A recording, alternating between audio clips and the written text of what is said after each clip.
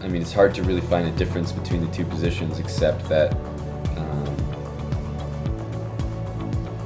my opponent has got the.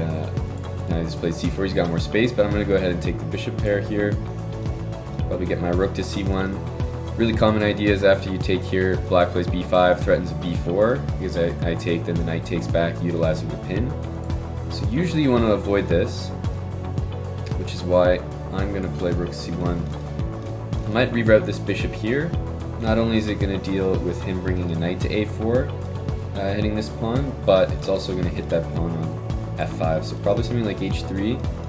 Put that bishop there, maybe go for g4.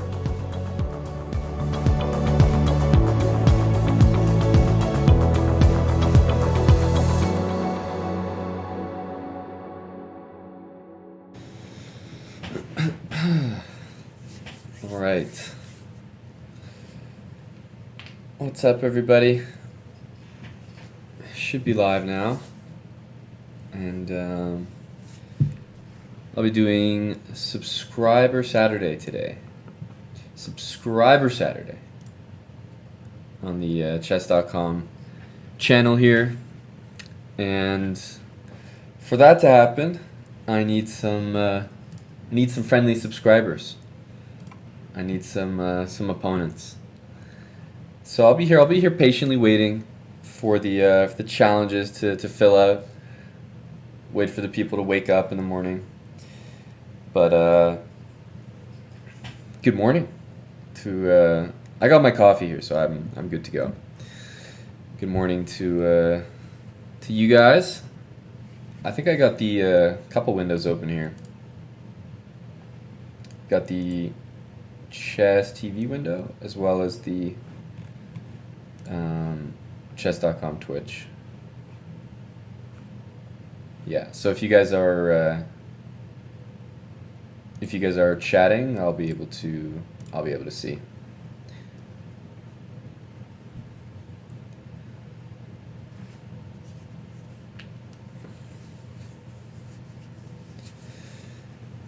Waiting for the challenges to come in. I actually have a nice spankin' high blitz rating that I'm willing to lose today. Putting it on the line. Putting it on the line so you guys can take it. That's my level of commitment to the subs. I'm here looking for opponents, you're looking for rating. I feel like there's a transaction that can be made here. Hey Swiss Drummer Boy, checkmating kids. So the point of sub Saturdays, if it wasn't clear, is to obviously play the people that support the channel, that are subscribers on the Chess.com Twitch channel, twitch.tv/chess. So if you are a subscriber, the easiest way to let me know is to chat. Or you can use those emotes as you can see in the chat there. Because yeah, if you use those emotes or you let me know your username on chess.com, then I'll be able to verify. But the only catch is that you got to be a subscriber on the chess.com Twitch channel, and then I'll be playing you in order. Hey Morkium, no beard. No beard is in the chat, and I have a little beard going on right now. Some people tell me this is actually a long beard, but I mean it's only like a week, less than a week, maybe around a week of growth. Romantic Chess. I'm playing subscribers on the Chess.com Twitch channel. So you see the guy right below you, JBH Weinberg. He has that little pawn beside his name. That's the sub badge in the Chess Twitch channel. So if you subscribe today, then you can jump right up to the top of the queue. That's the idea today. So we're gonna play people sub to the channel, and obviously now is the best day ever to sub, so you get your subscriber games right away. And I always personally have a policy that the new subs jump up to the top of the list. That's just how I do it. You know, When you're the bouncer at a club, you sort of get to decide the rules. Right now, I'm the Chess.com bouncer. So if you're wearing a pretty dress, you got a cute little Twitch Prime handbag, we might be able to work something out. We might be able to work something out. That's right, JBH Weinberg, that is you. Do you want to play? Is your challenge in here already? For example, UK Chess Bomber, I don't see that username in the chat. I'd be happy to play. Be happy to play you. Just let me know in the chat what the username is. What's up, Z Nation? Smarter Chess. Do I want to play? That's why I'm here. I'm ready to play.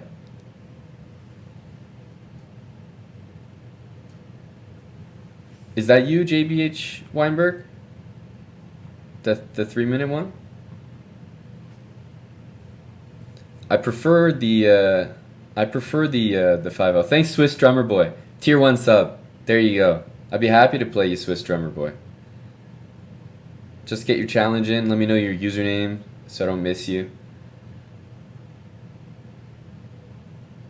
Yeah, Z Nation, if you loosely keep track of I like to bump the newer subscribers up to the top of the list, to encourage people, if you're a brand new sub, subscribe and you immediately reap the benefits.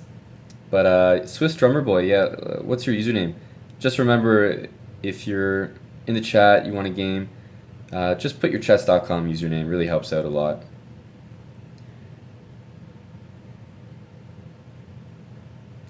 Gotcha, JBH. Well, I'll be here for, I think, about 3 hours. I'll be here for about 3 hours, so you got some time. You got some time.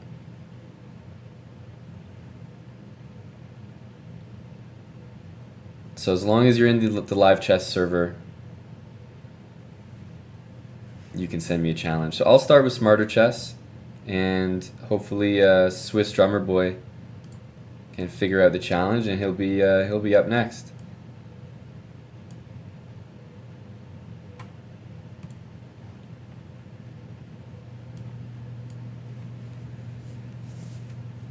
Username is Swiss Poker Boy. Swiss Poker Boy, do you play poker? Yeah, send me a challenge. You'll be up right after this.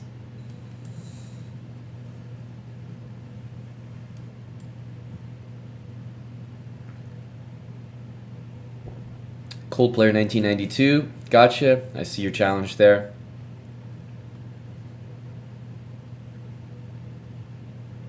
Thanks for getting in the queue. Cold Player 1992. What's up to New Jersey Greg? We're gonna be playing the subscribers here, and I've got a tough one already. Smarter Chess is here with a scary national master title and a 2300 rating, guys. So let's hope we can get off to a decent start here. Thanks for the bits, Hurricane Chess. That's real nice of you. Really appreciate the donation. Cheers. Rated or unrated? I'll be honest, Dracosa, I do not care. I do not care. I have a rating that I'm willing to lose against you guys, so no worries.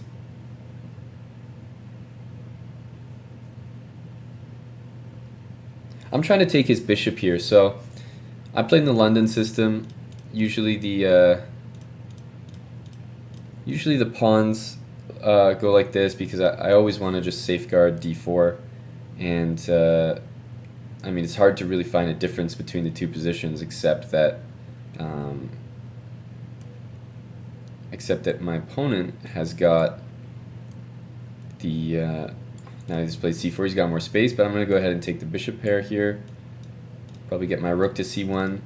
Really common ideas after you take here. Black plays b5, threatens a b4 because I take, then the knight takes back, utilizing the pin. So usually you want to avoid this, which is why I'm going to play rook c1. I might reroute this bishop here. Not only is it going to deal with him bringing a knight to a4, hitting this pawn, but it's also going to hit that pawn on f5. So probably something like h3 put that bishop there, maybe go for g4. Am I separate from Chess.com, or is this just a side thing? That's a fair question, Tori Dawson. Right now, I'm just streaming on the Chess.com channel, so I'm just doing a show. But no, this is definitely. Actually, I think I might go bishop g5. This is definitely not me, branching out or ditching Chess.com. Definitely not. Okay, so I think I'm gonna go here, and if I see some expanding moves, I'm gonna go back like that. And the nice thing is f4 at the end. I always can go bishop back to h4. Whoa, Cold Player 1992, 5 gifted subs. Jeez, thank you so much. What's up, Chess Bay? Shout out to Chess Bay in the chat. Probably could have maybe inserted a move like bishop e2 there instead of bishop g3. Don't know if that would have been really, really good or not. But man, if you just got a gifted sub from a Cold Player 1992, now might be a good time to get those challenges in. Okay, so I'm trying to treat this pawn here like a weakness. He wants to play maybe f4 himself. He might want to play f4.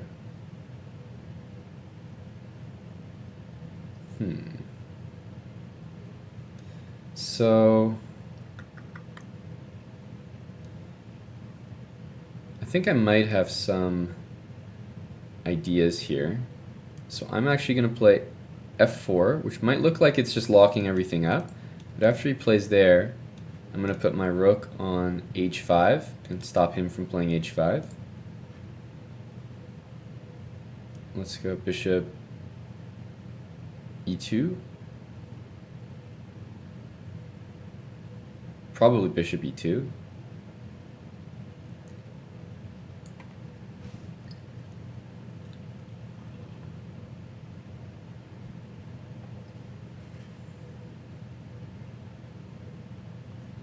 Maybe king f2 next.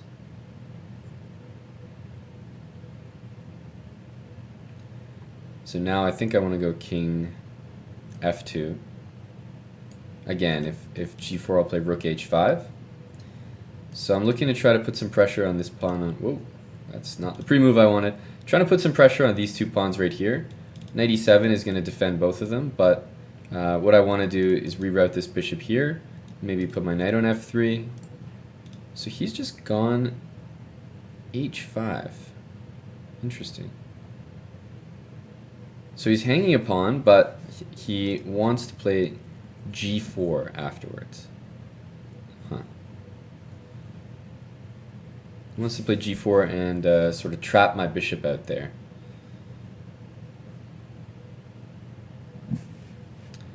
So it's an interesting move. I could play knight f3 here. I could maybe just double the rooks as well. That's also possible. Doubling the rooks, his king gets to g6. Trying to decide if there's actually winning chances there. I'm going to go ahead and put my knight on f3, so anytime he plays g4, I have knight h4. And then I think I can double here, maybe reroute my bishop to c2. It's subs for this channel only, that's right, Clumsy Rook. Yeah, Chess Bay, I'm not too picky about rated or unrated right now. I figured you might like the overlay, Chess Bay. You know, a little purple. I think it looks good. It reminds me of Tori's stream, actually. It reminds me of Tori's stream. Okay, h4. So if I take here, he's going to take there, I'm assuming. But I think we're going to go for that one. So I'll take here. Oh. That's strange. So he's just giving me a pawn here, unless I'm missing something. Okay, I'll go here and intend to bring my knight to g3.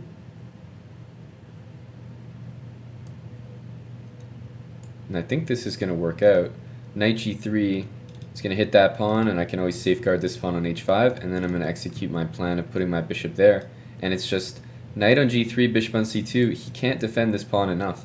Rook h5 is not possible. King g6 is not possible because I'm going to play knight to g3 and h5.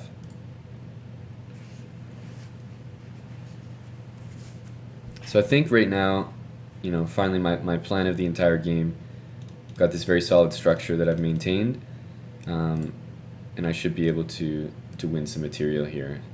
So now I'm actually not threatening to take that as much as I want to take that pawn.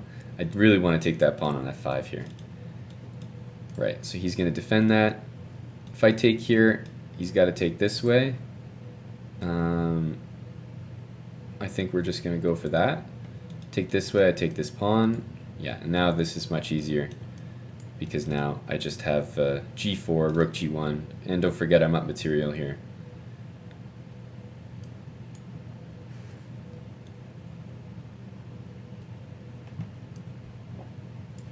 Let's get g4 in.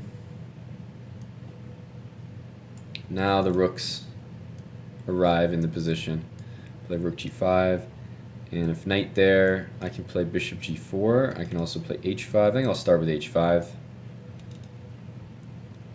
Rook g6, rook g1, all possible moves. Bishop g4 too. And now this is, I mean, I'm up material, got the open files. This looks good now. Over here, let's just take that.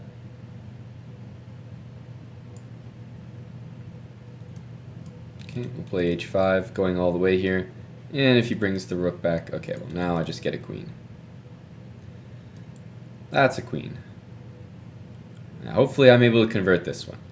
There we go. First game, GG. Thanks for the challenge in the game, Smarter Chess. What's up, everyone? The crowd is really filled out here. The crowd is really filled out. So I was waiting for a challenge from Swiss Poker Boy, so I'm going to take that one. And then I see Cold Player 1992 is going to be up next. But I did say that I would play Swiss Poker Boy, who was trying to figure out that challenge, and who did just subscribe today. So thank you for the brand new sub today, Swiss Poker Boy. Like I was saying earlier, now is just honestly the best time to subscribe to the Chess Twitch channel. Not only are they running like regular coverage of Gibraltar, Tata Steel, all these great top events, but right now I'm doing Subscriber Saturday. So you wanna get in here, guys. If you want to play a game today, you just got to be a subscriber to the Twitch channel here. My opponent has given me a pawn momentarily, so I'm gonna see what he intends to do in regards to taking that back. So I'm gonna develop all my pieces to support my pawn here, and we're looking for mostly 5-minute games today, guys. We're gonna be a little more educational, you know. ChessBay94 with a gifted sub to DJ Chess Dog. Cheers. Thanks for that gifted sub, ChessBay. So queen there. Now, I could probably play something like knight c6, knight d4. Queen d4 is another option. I'm actually going to be real careful and not play queen d4 because there are ideas like queen to b5 check. So I'm actually going to go for knight to c6.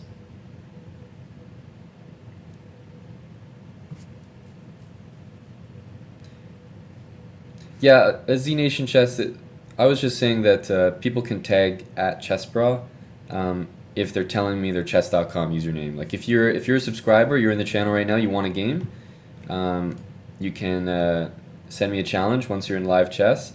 But if your username on Chess.com is not the same as your Twitch username, it might be a little trickier for me to remember that you're actually subbed. So if you just send me a message in the chat with your username, that would help a lot.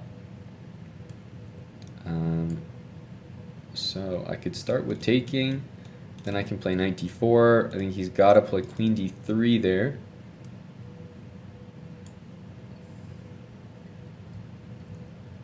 Stevis 5. Okay, I got your challenge, Stevis. I see you there. Let's see what he does against this. But Cold Player 1992 is up next. He has been gifting subs galore as well as being subbed himself. So Cold Player, with that Chess.com hype in the chat.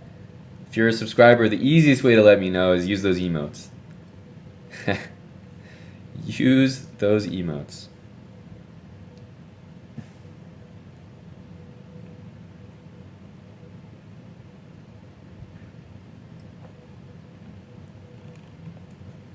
So I'm trying to take advantage of the fact that White has already developed his queen, and it's also blocking the bishop. So there's a few sort of cardinal opening rules being broken here by White. We had the pawn gambit really early on, which was not necessary. Then White spent a few moves with the knights recouping that pawn, and now the queen has come out a little early. Meanwhile, I've just been developing my pieces. So I'm inclined to say that I should be pretty satisfied with the outcome of this game so far. I'm thinking of queen d5 here. Thinking of queen d5 for sure.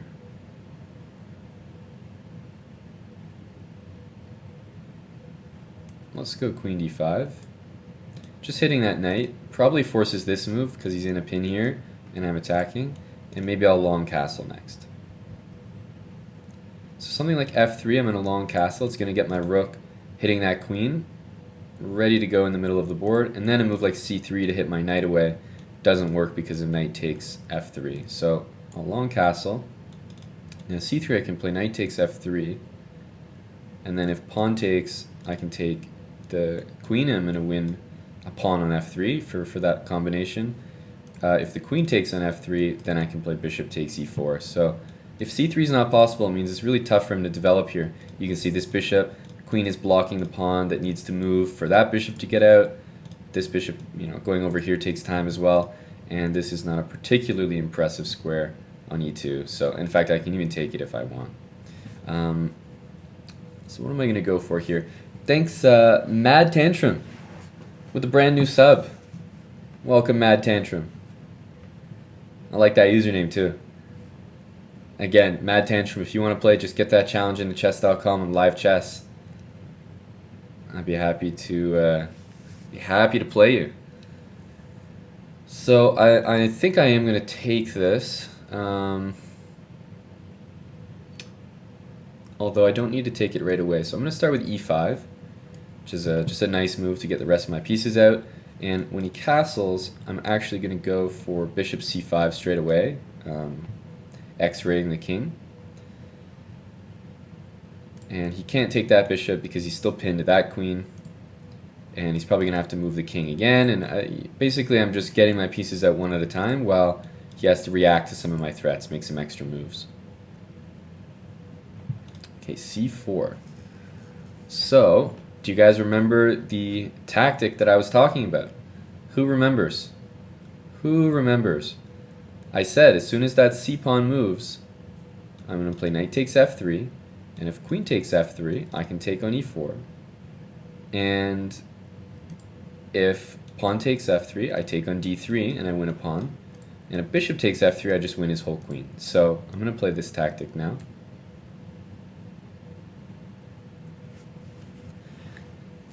Sometimes it's nice in chess to recognize tactics even when they're not possible. So you guys remember when the pawn was on c2, knight takes f3 was not a threat, but I recognized that, oh, if he makes this move, which is kind of logical, then I have knight takes f3. And even though he made c4, move c4, which is different than c3, the pattern was still there. I had already calculated it. So knight f3 is not a difficult move to find because I had already seen it. So sometimes it's good to calculate these tactics even if they're not working in the exact position that you calculate them, because they will come up later. They will come up later.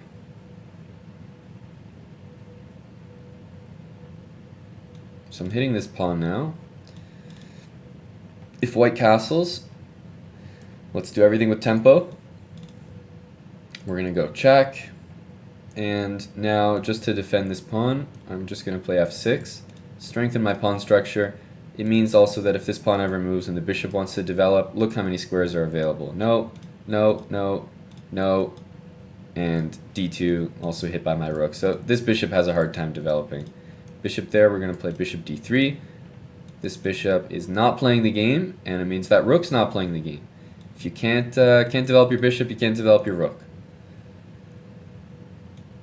I can take on c4 here. I can also play a move like e4 if I want, and if he takes, I can play rook e8. Bishop f2 also forces the rook to go here, so I have a few pretty good options. I'm actually going to go, if I go here, I'm not too keen on bishop g4, so I'm going to play bishop here, force the rook to d1, and then I'm going to play f5 and e4 and run that bishop out of squares.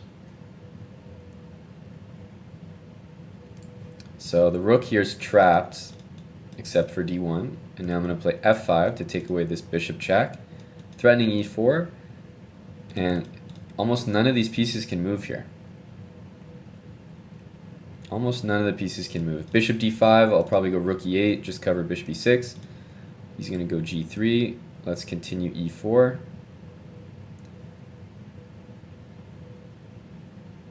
Okay, and now most likely, I mean, bishop e2 wins the rook, but I actually have other aspirations here. I'm going to go for some checkmating stuff. Chessbay, thanks for the gifted sub to Capablanca. Welcome, Capablanca. Not many chess players get to say that. Welcome, Capablanca. Okay, well, he's kind of forcing me to take him, isn't he, guys? I don't really have a choice here.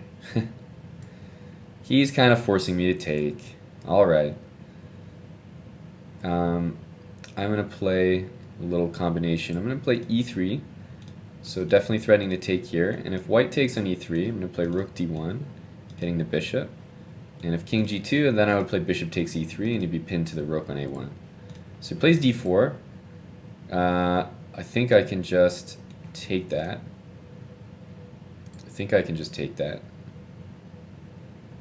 Yeah, so let's grab d4. Probably going to go rook d1. Okay, he stops that. I'll go g5 here, actually. Or no, let's start with h4.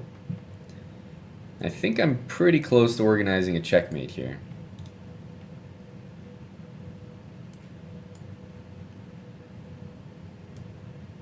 So if bishop takes e3, g4 is going to be mate. Otherwise, rook f4 is going to be mate. And there we go. Swiss poker boy. Good game. Get the cute little pawn checkmate in there. Cute little pawn checkmate. Thanks for playing. And thanks for subbing. Appreciate the support. Not only supporting me, supporting the channel. It's a very good place to drop a subscription. There's a lot that goes on this channel. Shows like this, tournament coverage, special events, online tournaments like Title Tuesday, Arena King, stuff like that. So you definitely get your $5 a month worth here. That's for sure. Cold Player, you're up next. Donating subs as well. Alumni, thanks for the Twitch Prime. Oh man, I really like that username, Alumni. I love those usernames that you feel like they're always going to be taken when you try to make one. You know, I just can't believe that someone at some point typed in alumni in the new account, and it was like, yeah, sure, that's available. Yeah, that's available. You know, like I see people on Twitch with the username John, and I'm like, wow, this person must have been there since like the beginning of Twitch. Yeah, I agree, Orion. He played very well for 1300. Right now we're dealing with a 1700 from the UK, and I'm going to play the timing off.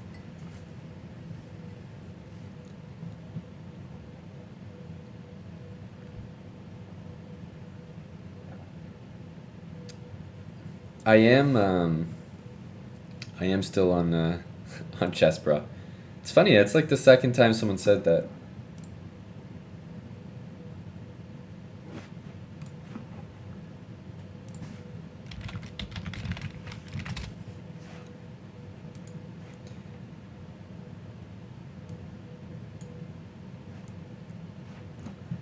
second time that someone said that. It's like people think I'm just quitting Chess Bra because here I am doing a Chess.com show. No, I'm just hanging out on the Chess Twitch channel right now. Augment Dota, thanks for the Twitch Prime. Yeah, actually, you're totally right there, Papa Chubbs. You're 100% right. Yeah, I was just so bewildered by the fact that alumni was there. Wasn't even the username at all. Thanks a lot, Augment Dota. Again, Augment Dota, Omni. We'll say it right this time. Where's my opponent, by the way? Cold player, are you just really thinking here? Wow, deep thought. Knight back to f3. Well, I think I'll just continue with a6, b5. Very typical Taimanov stuff. Pizza Racer, you like the Taimanov as well? You like the Taimanov as well? I think it's a good opening. So a4 is probably something that you want to avoid. So I'll do my best to explain it. Basically, I mean, a4 makes a lot of sense in, for example, when the pawn's on d6 and black's going here.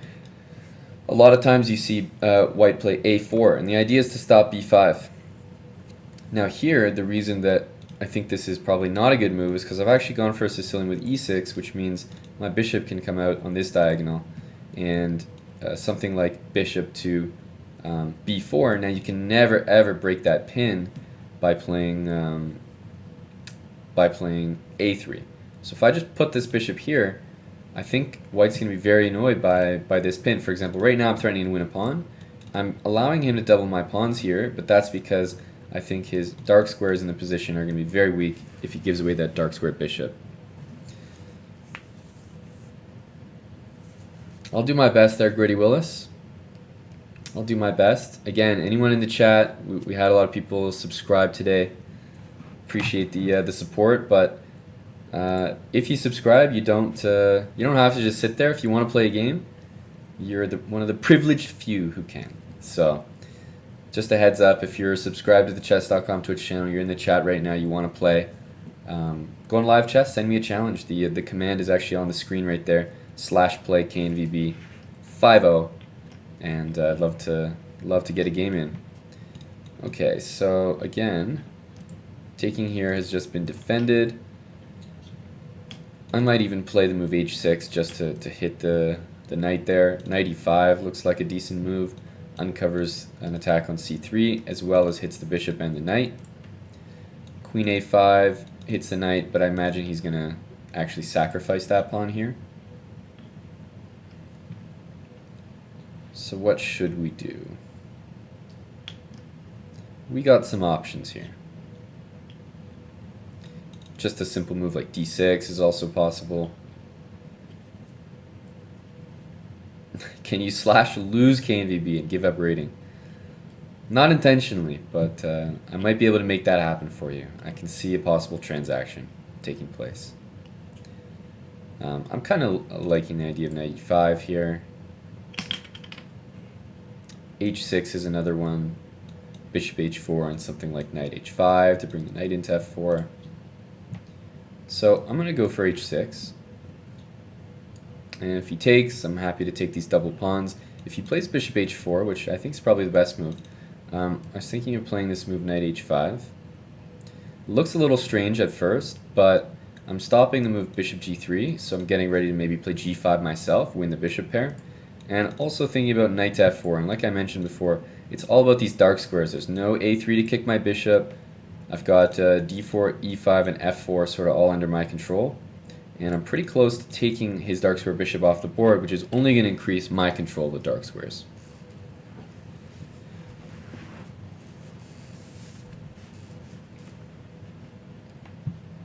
So as soon as I saw this move, I knew that this bishop's going to be very valuable. For example, I'm not really interested in just taking and giving up, my dark square control. But I'm just leaving it there, just kind of like an annoying thorn in the side. Thanks, Auntie B. Hope you're enjoying and maybe, accidentally learning something on the side. What's my FIDE rating? It's just under 2,500 right now. I have to play some more chess. I'm a full-time, streamer, and I do a lot of other things related to chess, but streaming is a big part of it. I stream on the Chess.com channel, so it's it's always been my focus to go back to pretty much streaming full-time once I got the GM title. So I haven't really competed that much since I did that. I need to compete some more. It's a good reminder. G4 is always an idea to move the knight away. I have these checks, but they don't do that much. I would always recommend playing h takes on G3 for my opponent here, just capturing towards the center. Now I have a loose position, but again, I'm just going to focus on development for right now. Let's play d6. I always have bishop c5. I'm not that interested in giving up the bishop. I'm going to try to keep that. Bishop c5 hits the king, and then just trying to play bishop d7 and maybe finish my development here. Okay, knight a2. So yeah, let's play bishop to c5 check. The knight on a2 is not very impressive, so we'll just leave him there for now. And now what I'm thinking of is I'm thinking of playing the move g4. I want to hit this knight. Now knight h4, he's not really going anywhere after that. And my next move, pretty much no matter where he goes, is going to be knight e5. Protecting the pawn, centralizing the knight, and you can see it's just all about these dark squares in the position. So he goes here. I'm actually a little more tempted by this move now. Let's go h5. I'm thinking about maybe h4, and maybe I have some ideas down the file here. Let's get our knight to e5 like we said, hitting the bishop as well. Okay, and now let's try to finish our development.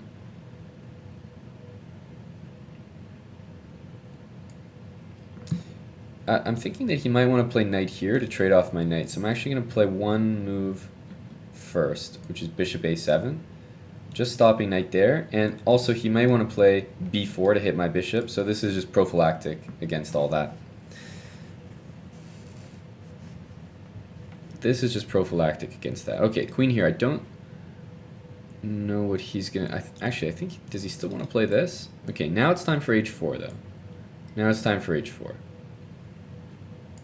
And you guys can see maybe what I'm up to here. I got a queen and a rook sort of both looking at that pawn on h2, and I'm getting real excited here.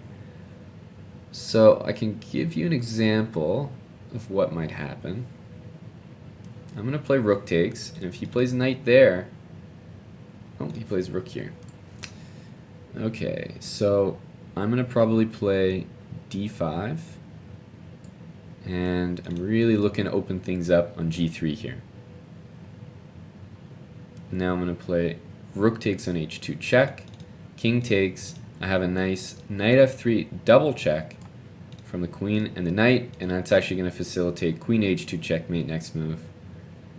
All because earlier I was just recognizing that the queen and the rook were both hitting h2, which is going to lead to some dangerous stuff. So GG, Cold Player 1992. And thanks ChessBay90 for gifting us up to Terminoil. Welcome, welcome everyone. Yeah, well played, well played. Alright. So who else do we have here? Senile Oyster. Are you a sub here on the Chess.com channel? Again, I don't know all the subscribers, so if you're in the chat, typing, chatting a lot during the games, I'll see your username and I'll be able to match it here. But if you're not typing, you're just lurking, you're looking for a game, just let me know. Or if your username on Chess.com is different than Twitch, it helps a lot. The Bala Koala also gifted sub to Pizza Racer during that game. First gifted sub in the channel. Now, I always love to see that. First gifted sub. Feels very good. Feels good, man. Popping the gifted sub cherry. Yeah, no, I got you, Stevis. I was just asking Senile Oyster because I saw he was ahead of you in the queue there, but I'll wait for Senile Oyster to let me know, and we'll go with you, Stevis, for now. Good luck.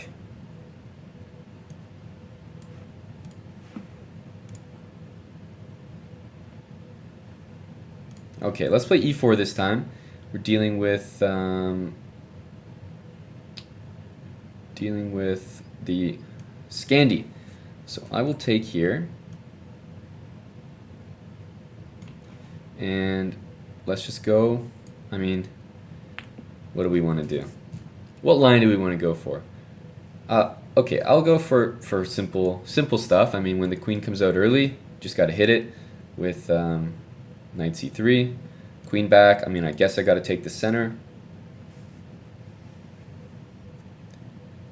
Knight to f6. I think I'll go for bishop c4. Greedy Willis, do I always take the Scandi? Personally, I always take on d5, yeah. Bishop out to g4. So, knight f3 is an option, and I'm imagining black's going to play e6. F3 is also an option as well.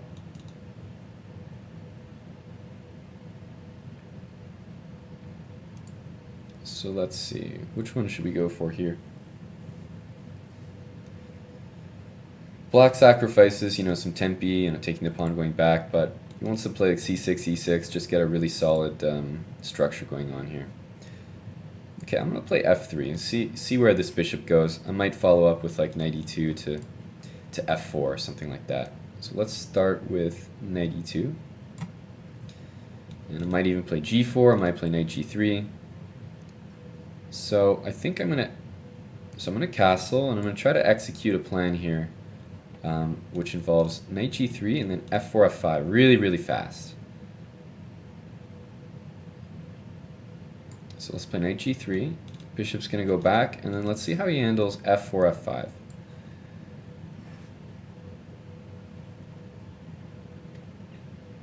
Let's see how he handles this one. This is going to open up my bishop on the f7 square, and it also just pries open the position really, really quickly.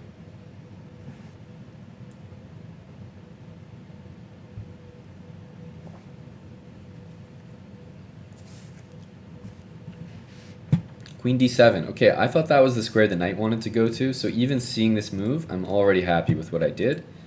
I'm tempted to you know, still go for it and try to pry the position open, but maybe we should you know, calm down a little bit. I think I want to maybe start with this move to protect this pawn.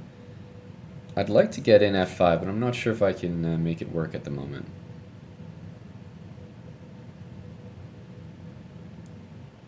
Because if I move my queen or something, you know, this pawn hangs.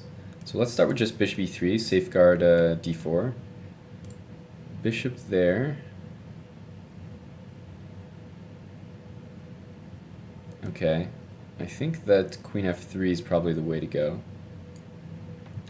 And I'm just threatening f5 next. I'm giving up this pawn on c2, but that looks like a very risky pawn to take, so go for it. Go for it. That's right, Bob. That's right. Okay, so I'm going to go here. Just consistent with my whole plan. If bishop takes knight, I can take here. And then his bishop's hanging on g3.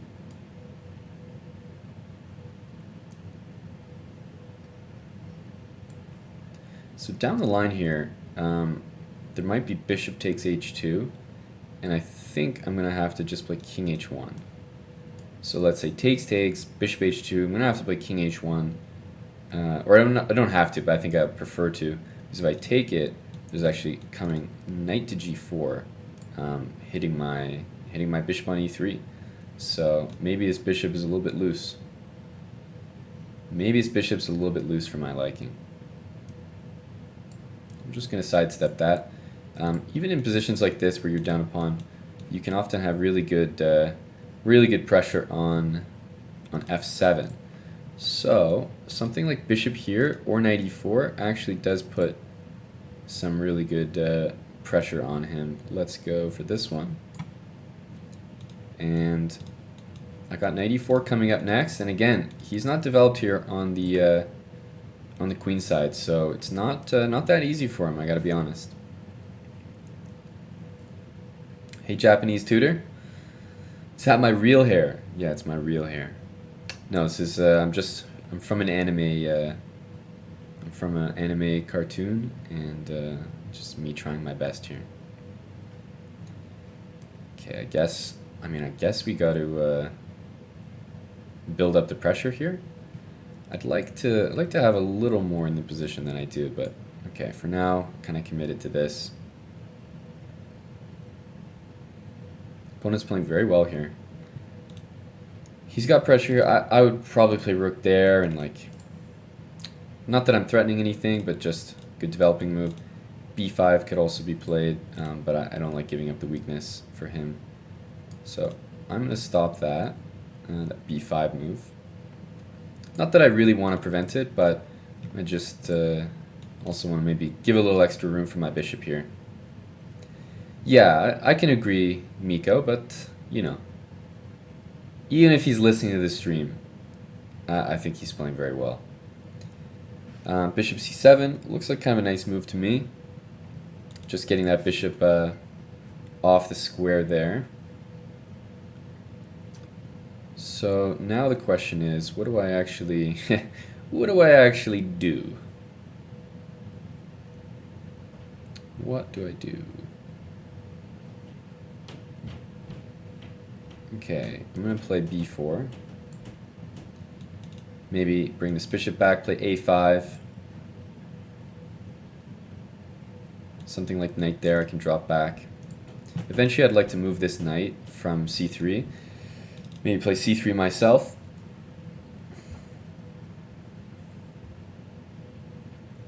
So I see Terminal as challenging. He got gifted a sub in the channel. Hurricane Chess, are you a subscriber? I saw you donating some bits earlier, which I really appreciate. Are you a subscriber as well? And I know Pizza Racer is a sub. I saw that challenge. Bishop there looks like another good move. Another good move. Very good move. Okay. I guess I'll play knight here. Guarding the pawn, want to play c3 as well as a5. This seems sort of consistent with what I wanted to do.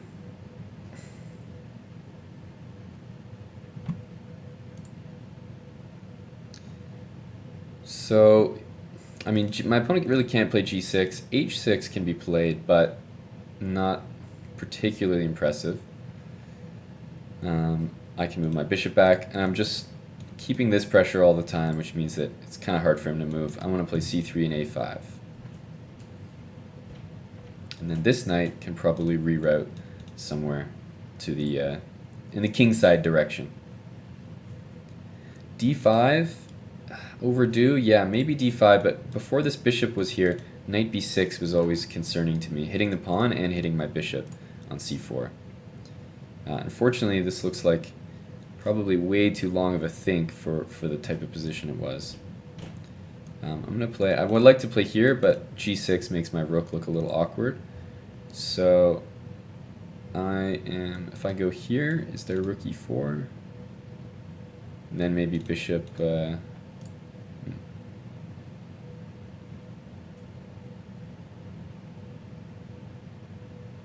hard to say for sure. Okay, I'm actually going to go all the way back to c1.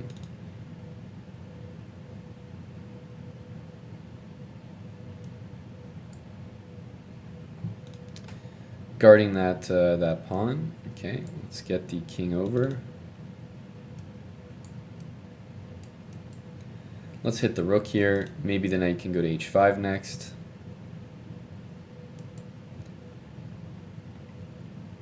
In fact, I think I'll just bring it back to e2.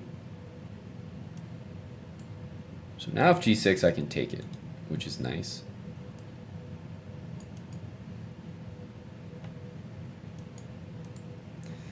And we'll probably have to play a little bit speedy here. Put that pawn on a6.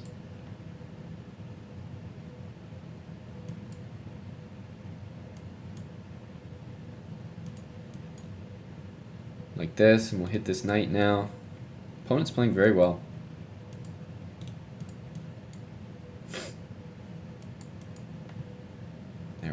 Good game, Stevis. I mean, 1467. Super strong, man. Played really well. Played really well. There you go, guys. Yeah, bishop takes h2 was a really nice find by my opponent earlier on in the game because there was a little knight takes, or not knight takes, knight to g4 tactic, hitting my bishop on e3. Otherwise, I have to say, kind of handled that opening pretty well. No word from Hurricane Chess. Got it. Got it. Hey, Lolly. Alright, so we'll play Terminoil, and then I think Pizza Racer. Again, unless, you know, anyone in the chat, let me know about play d4. Let me know if you are looking for a game, guys. Okay, I play e4. What should we go for here? I'll play f3. I'll play f3. c4, and I'll play knight c3, knight e2, bishop e3. Sort of like a same-ish King's Indian.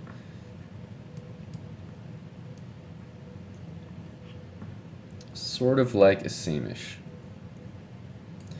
Okay, we'll play bishop e3, queen d2.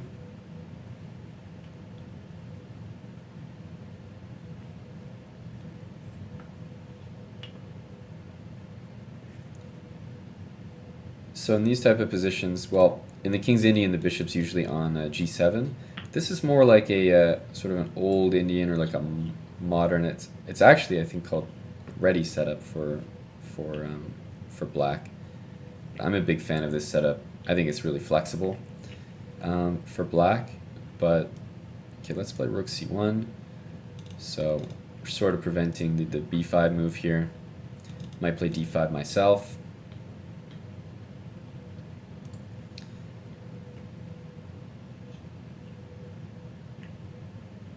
It's wonderful without the music. Yeah, it's refreshing. Refreshing from what people are used to. There's one person I remember subscribing earlier that I haven't seen in a while. Okay, b6. I don't think I'm a big fan of that move.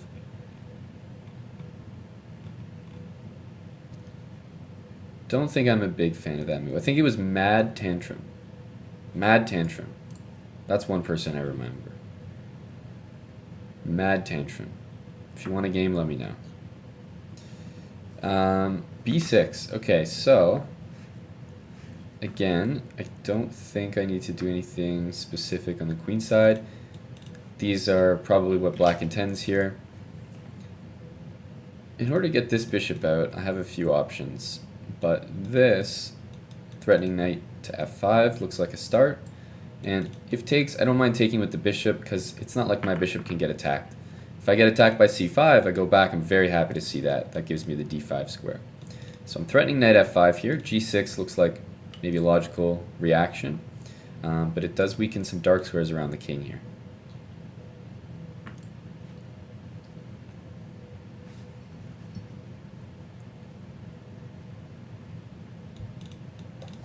I want to play bishop e2 and castle. In these positions, white is usually really solid with this pawn structure. I can extend it further with d5, but usually I like to wait with this move because sometimes it lets black just close things up and maybe go for their own counterplay. Now, d5 is still a pretty good move, so I'm not that afraid of doing it, but for the most part, if black takes on d4, I'm also happy because it exposes the d pawn and gives me an easy target. So yeah, d5 probably next, maybe bishop out to d3, focus on the king side, and black's counterplay of b5 is extremely hard to achieve in this opening as well, just because of the placement of the queen. So if he plays b5, you know, I always take it, and the rook is hitting the queen, so there's lots of tactics available there. I'll start with this, just because if I can take this bishop, I'll be very, very happy. So like rook e8, I'll just take that, play bishop e2 and castle. Two bishops for me is going to be good. Okay, just bishop here, castle, knight e6, I'll just go back. So as long as I keep this dark square bishop, I think my opponent's really going to feel the pressure Really going to feel the pressure. The dark squares on black's king side and in the center here are going to be pretty exposed. So maybe f5 wants to happen, but I'll just take that. In some lines I also have g4 hitting the piece on f5 and on h5. Queen h4, so knight there is kind of a threat. A nice move for me as well is something like bishop f2 because it also hits this pawn, so I'm just going to start with that. Hits this pawn, hits the queen. Queen f4, I can even play bishop e3 once again, which hits the queen, and I'm still hitting this pawn. Right, so now I can just take this pawn. And I'm not seeing the threats over here just yet. So let's grab it. And if rook d8, I can maybe just keep taking all these pawns. It's possible that, you know, like rook here takes, hit the rook, bishop b7 takes, hit the knight. Everything could fall here. And again, knight f4 is also covered by my two pieces right now. So things look like they're falling apart a little bit for my opponent here. But again, this pawn is hanging because you're missing a bishop from e7. It's just such an integral part of the position. You got to be really careful. Whoa, what are these pre-moves? That was very scary, very dangerous. You got to be careful not to give up that dark square bishop.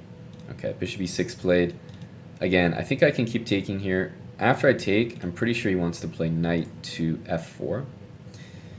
After knight f4, I could take on b6. Like, I could just go greedy and just take everything. And that might actually work. Hey, Hurricane Chess, thanks for this subscription. I appreciate that a lot. Welcome. All right, well, you got to be a little greedy sometimes, don't you? I'm just going to take. So knight f4, I'm just going to take again and just hit that knight. If he takes here, I can take back. If he plays knight d3, I can take and go rook d1 or something. I'm up a lot of pawns here.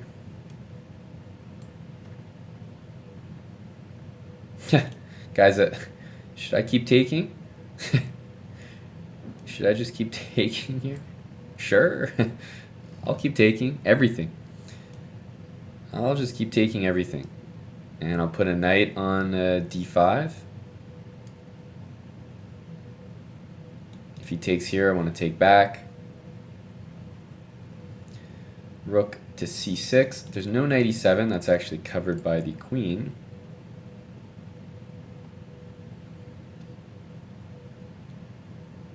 So maybe queen a7 just to get back on this diagonal is an idea. One thing I want to be a little conscious of is the fact that this rook wants to swing over here. There's not really any immediate threats, but something to consider. So I will go queen b7, takes, rook g6, rook c8. I think that's correct. So let's go here.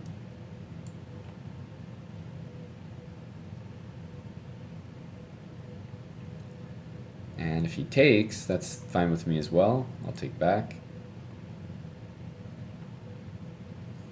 And if he goes rook there, I was thinking of playing rook here. And this threat, followed by a check, is very annoying to deal with. He's got a weak back rank here.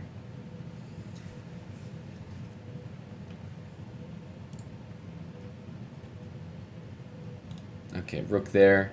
Now, there might be some tactics here. That's a very loose type of move. For example, bishop b6 looks extremely good. I mean, yeah, even queen c7. Queen c7 might just be simply the best move. Hits the rook, hits the knight. Let's just go with that.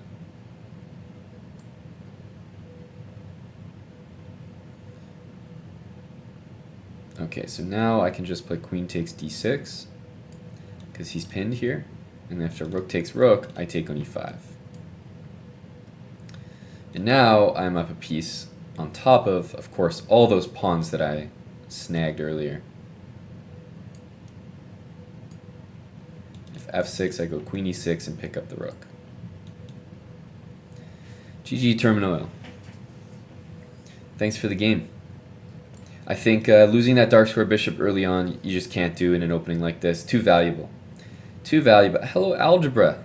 Algebra 97, what's up? What's up with you? Yeah, 5 pawns, what is it? Oh no, 4 pawns. 4 pawns extra is also pretty decent.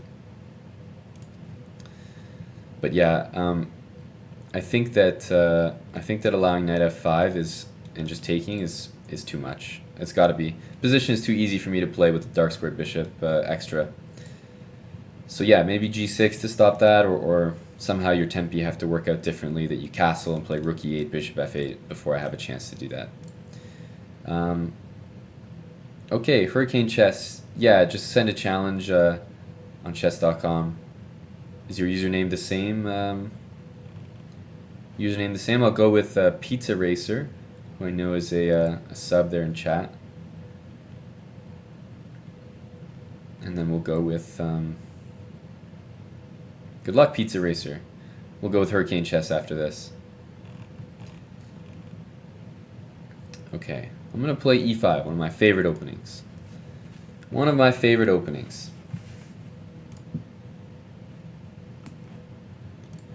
Okay, he declined my gambit, the Budapest.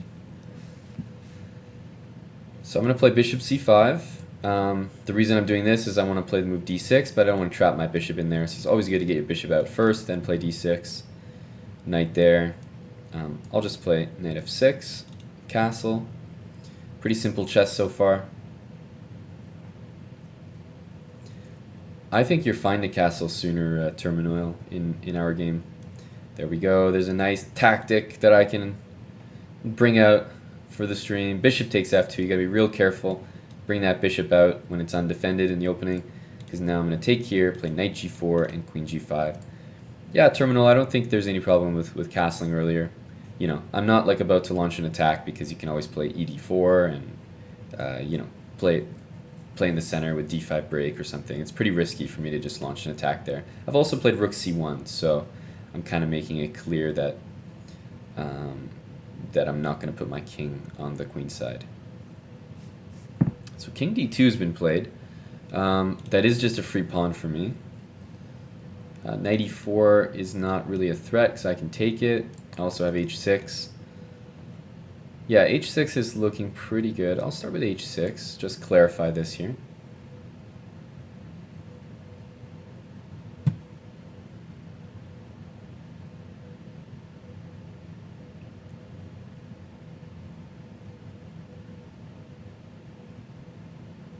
Alright. So yeah, if he takes, yeah, I thought that he might play this, guys, but the thing is, it's actually a big blunder. So I even mentioned it last turn. Because I take and it's actually check. Pizza Racer. And you're going to lose another piece for that. Unfortunately. GG, that was a quick one. But some early blunders. Watch out for bishop g5, because that was the first big blunder. Allowed bishop takes f2, and then, of course, the position starts to collapse a little bit there. Alright, who is a subscriber and looking for a game? I have a few challenges here. Wondering who's actually subbed, or if Hurricane Chess, are you any of these challenges here? Who's Birdie Gaming? Electronic Music Rocks, I like that username. Bruh Dude, and Tisevsky. I only have these 4 challenges. Got to be on live chess if you weren't already. Got to send that challenge on live chess. Thanks for the bits, Coil Twitch bot. Appreciate those. Appreciate the loony.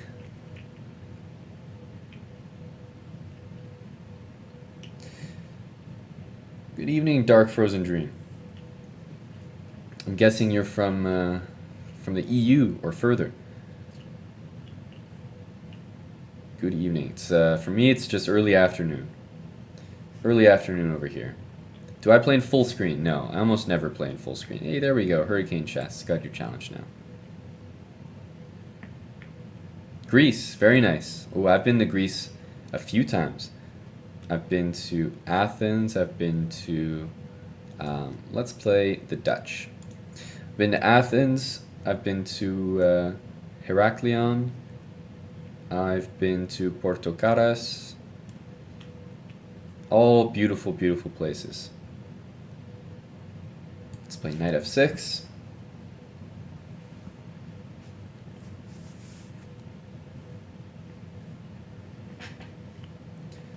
Okay, so we're playing the Dutch here. Usually what happens is, you go for stuff like this. So I'm going to fianchetto my bishop here on g7.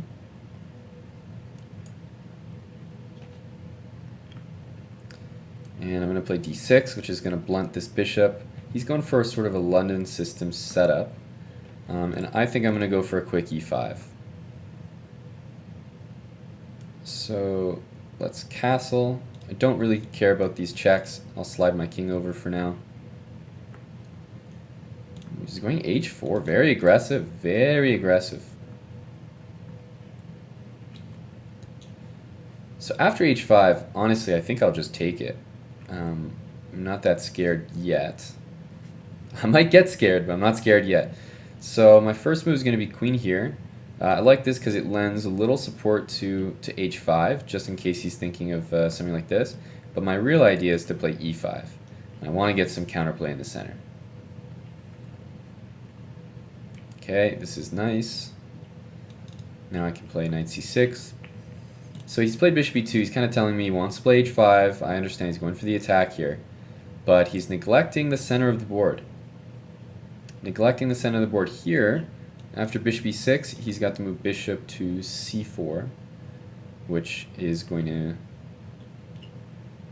maybe I can take that, though, and play... Yeah, maybe I could take that. So bishop e6 is playable here, I think. Bishop e6 is playable. Hey, Snuck the Duck. Thanks for the tier 1 sub. I actually might go for that. I think I'll play bishop e6. And after bishop c4, I'll just take that.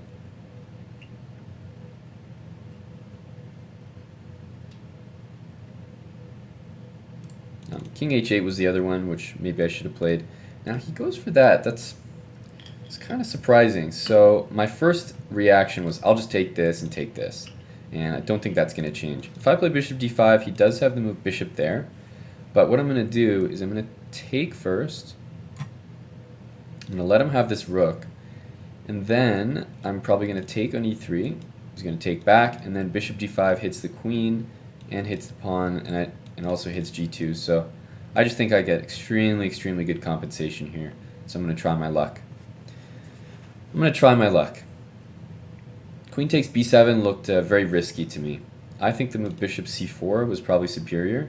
And after bishop takes c4, maybe knight takes c4 was my idea. For white, I mean.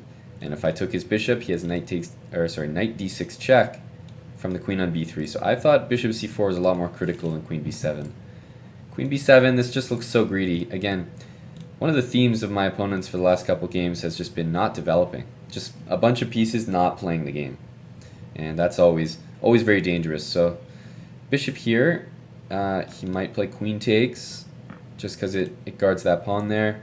And I could play knight c6, keep gaining time. Question is, what is my eventual goal? What am I going to do eventually here? So let's start with that. So again, he can take this. I could keep developing, but I also might want to throw this bishop h6 move in, which I like. So I think I'm going to play bishop h6. The other one is I could take here, of course, but he just goes there, and I don't know if I'm too impressed by that move by me. He also wants to long castle, which is going to be happening soon. Knight c6, queen c5, and I'm looking for, some kind of good move to play after that, but I'm not seeing anything, so I'm going to start with bishop h6. Hey vsim.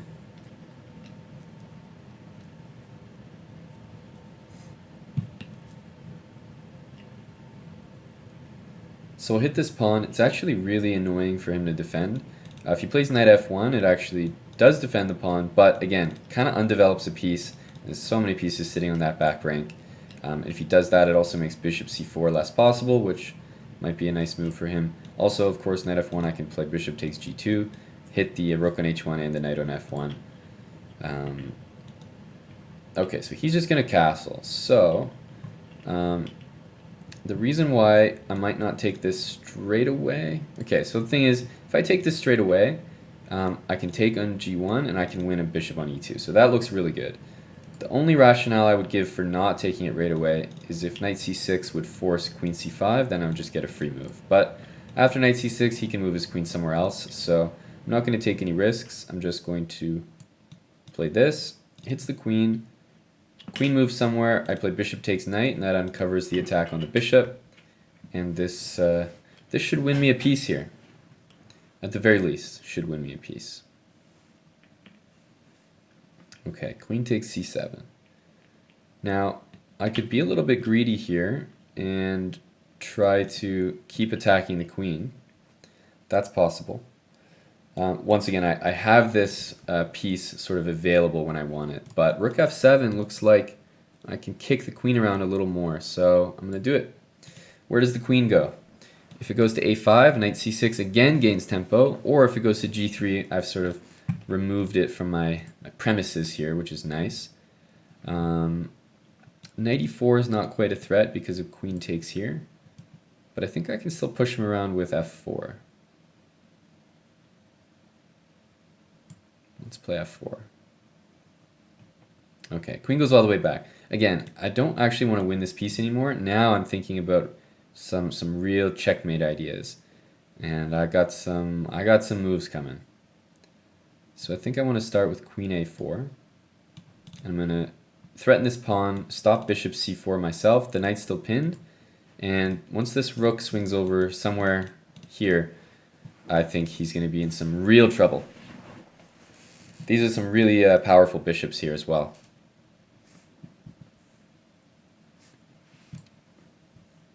So I wonder what he's going to do here.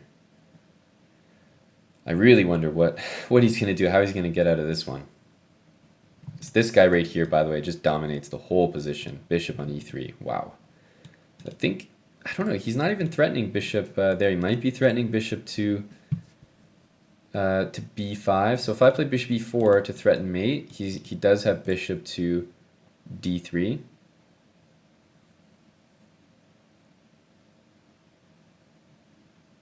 But I mean, queen takes here looks so good as well. Queen takes there looks really good. I'll play rook here because I think I really do have some intentions with rook takes c3. Ooh, this move is not going to help. Now we definitely have some stuff. So I think I will just take here, and I'm threatening some. So here I'm going to take, and the knight is pinned, so it can't take back. And after pawn takes, then I'm going to throw a pretty nasty move, bishop e4 in the position, and his knight is pinned to his king, and the bishop is basically just going to facilitate a checkmate here on one of these two squares. So I think this is just game over now. Adubs90, thanks for the Twitch Prime.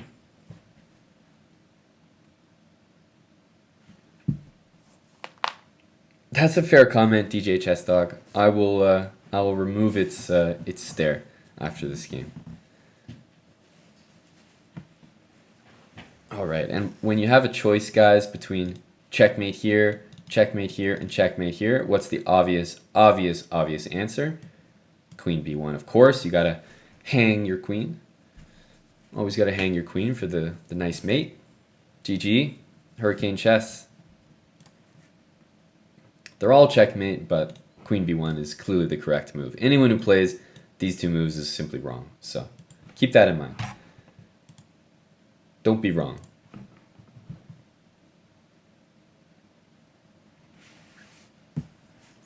All right. Yeah, who's the next challenge here? Adubs90. I've seen a lot of people subscribing. Definitely appreciate that, guys. But if you did just subscribe and you want a game, please let me know, or you know, some of the mods in chat be happy to help you out. Get your challenge in once you're on live chess. So in the meantime, we can play. Who am I looking for here? DJ Chess Talk. All right, you're up. I'll remove the chair so you can focus. So you can focus on the game. I will remove the chair, and I will play the Caro-Kann.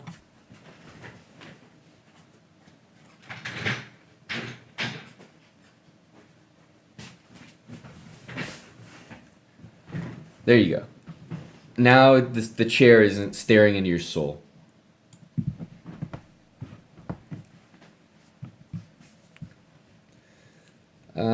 Let's play bishop f5.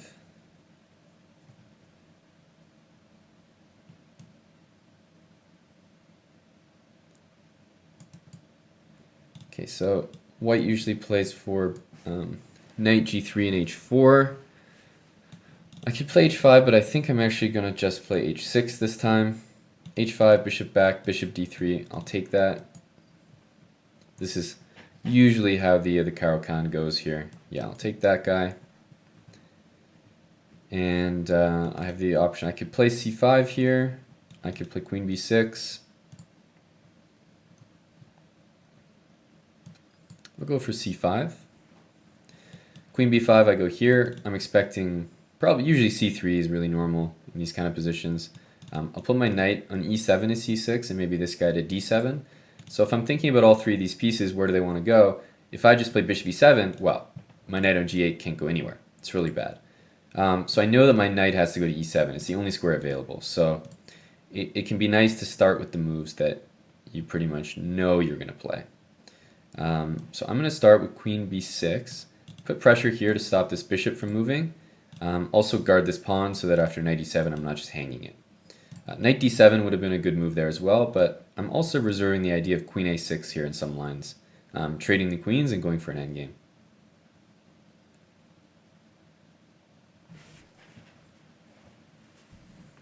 All theory so far. Gritty Willis, I couldn't tell you, buddy. I couldn't tell you. This is the Caro-Kann advance, though, yes. So I'm going to play knight d7, knight e7, and then knight to c6. Knight a3 is a normal move in this line. Again, if I go here, there's going to be knight to b5. So I'm going to start with knight e7.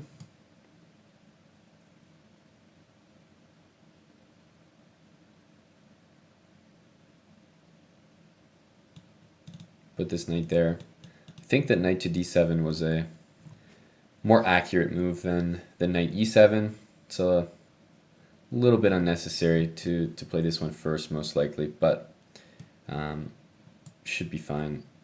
I'm going to play knight c6 now, I think. Now let's play knight c6. So it looks funny because I'm putting that knight on a square where this knight should go. But again, it's for a purpose. This knight wants to go to d7.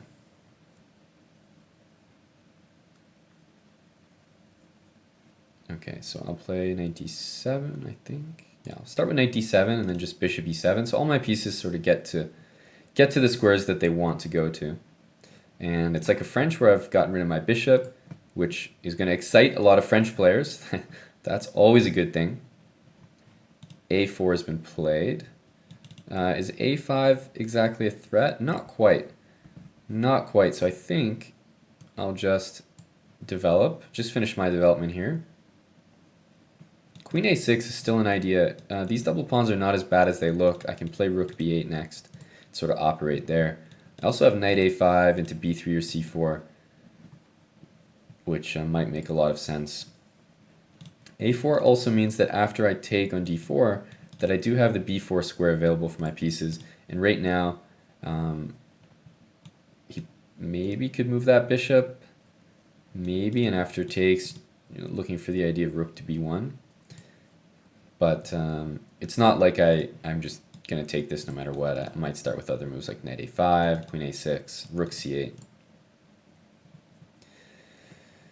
Is this a pawn structure that's better for black? That's a fair question. Not necessarily. I mean, this is really good for white, what I see over here. It doesn't look like a very big deal, but you know, queen h7, if the rook is gone, is always really bad. The bishop in the endgame. White has all the pushes, f5, g5, all the breaks over here, and f6 and g6 for me do not look like good moves. So the king side is really in White's favor here. For now, I'm looking at maybe taking, rook c8. I'm looking at knight b4 after taking. I'm also looking at knight a5, trying to play knight to b3. So knight a5 is actually looking pretty good here.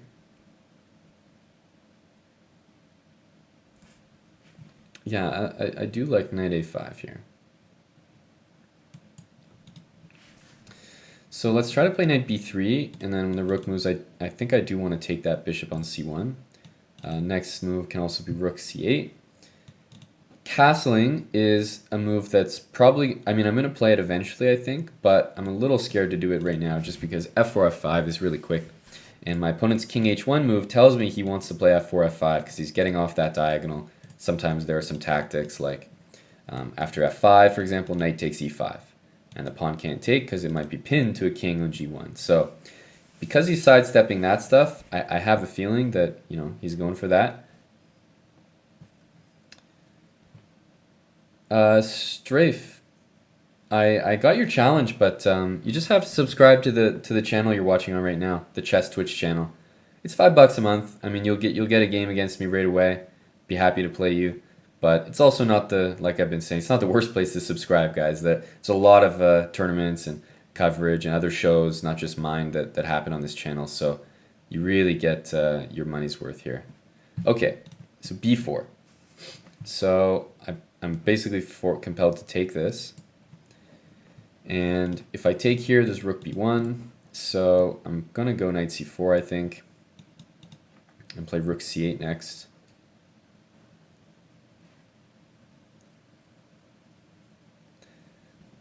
Well, I always look at it like, you know, Luke Cash Money. So, sometimes people do shows where they encourage people to subscribe for something that's happening on that show, which is what this is. You know, I encourage you to subscribe because you get a game against me right now, but it's not like that's the only thing you're subscribing for. There's a lot more stuff that happens on this channel.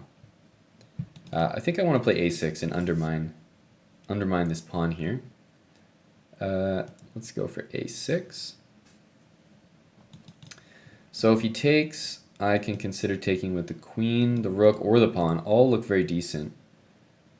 The rook maybe looks the best, followed by a queen c6 and try to take the a pawn. So I'm going to go with the rook. Knight e3. I think queen c6 here, and if he takes, I can take back. I'm also threatening rook takes a4 with this move. The knight can also come to b6 as a result. Okay, so now I have a choice. I can take here, or I can take with the queen. And I think taking with the pawn makes a lot of sense. Actually, both moves look pretty good.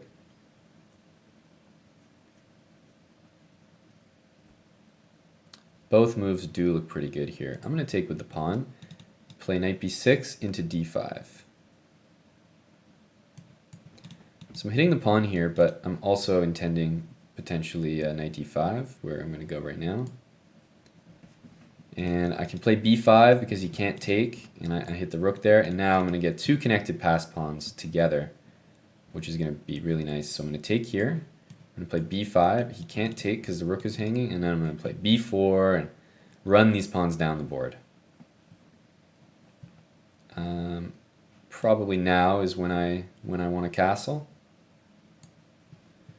Let's get that castling move in. If I play here, he's actually thinking about maybe swinging the rook over. So I'm going to play this move and actually stop that idea altogether, and then get b4. Okay, b4. I can also play rook a8 next. And I want to take on a5. Okay, so he might sacrifice here, but I don't think that's good. Just want to play rook takes a5 here.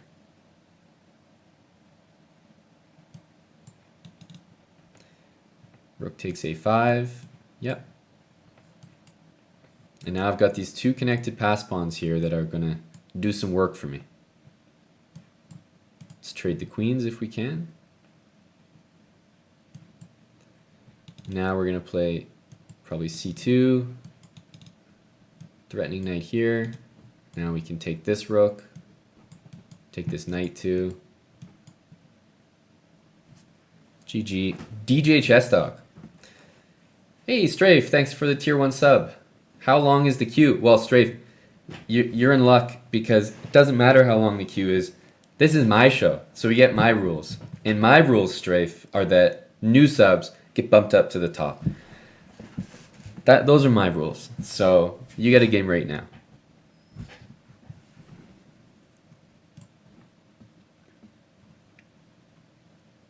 All right, where's Strafe's challenge? You got to send me a challenge, though. You got to send me a challenge. That's one thing. I can't play you if I don't have your challenge. What about Chess.com subs?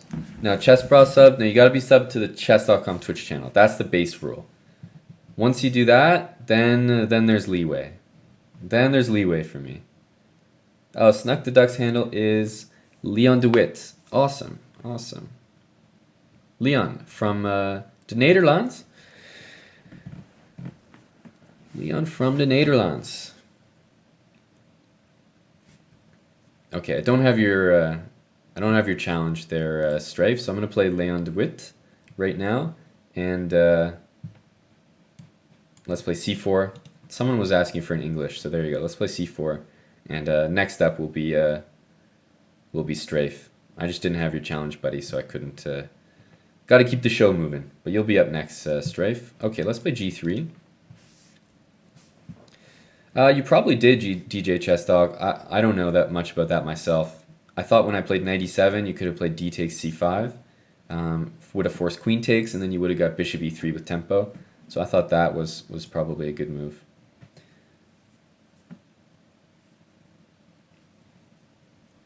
Mad Tantrum. Oh, absolutely. Please get that challenge in. Please. What's your username? Is it the same as your Twitch handle? Bishop c5. I'll play knight c3. So next up after this, we're going to play Strafe from Sweden. And then it looks like Mad Tantrum is going to be up after that.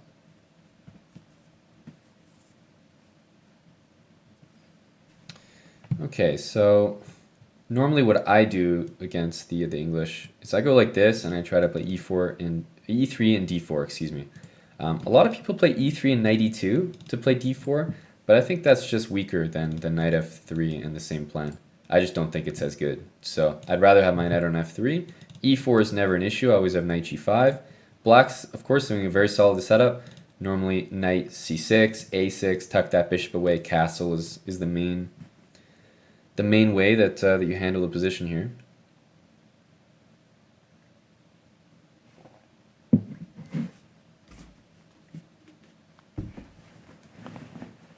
Okay, knight c6. Let's play e3. Getting ready to play d4. So castles. I'm not going to play d4 yet because there's a rook e8 move. Check. So always going to get castled first. The Incognito Bandito. I've played the London so far on stream today. But yeah, you don't have to remind me about that one.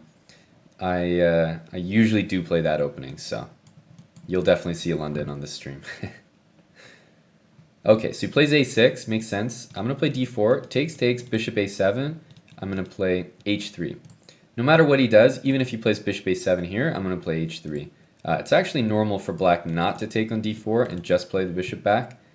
But what I'm going to do is take, and black would love to play this move next. So bishop a7, imagine I just play like rook e1. He plays bishop g4. Why is that so annoying? He's threatening to take and win this pawn, and he can just apply a lot of pressure to my d-pawn. And I'm going to cut all of that out with the move h3. Yeti Boy. Okay, do I have a challenge? I don't have a challenge from you there, Mad Tantrum, but I got your username, so just whenever you get that challenge in. Next up will be Strafe, but then you'll be right after that. Okay, bishop f5. Bishop f5 makes sense. So I can play bishop e3 if I want to just develop. I can play rook e1. One thing my opponent might want to do is play knight to e4. That looks like a move you might want to play. But rook e1 stops knight e4. He might play rook e8 to that, and then I'll take it. Just trying to look a little further down the line here. I'm trying to deal with this move.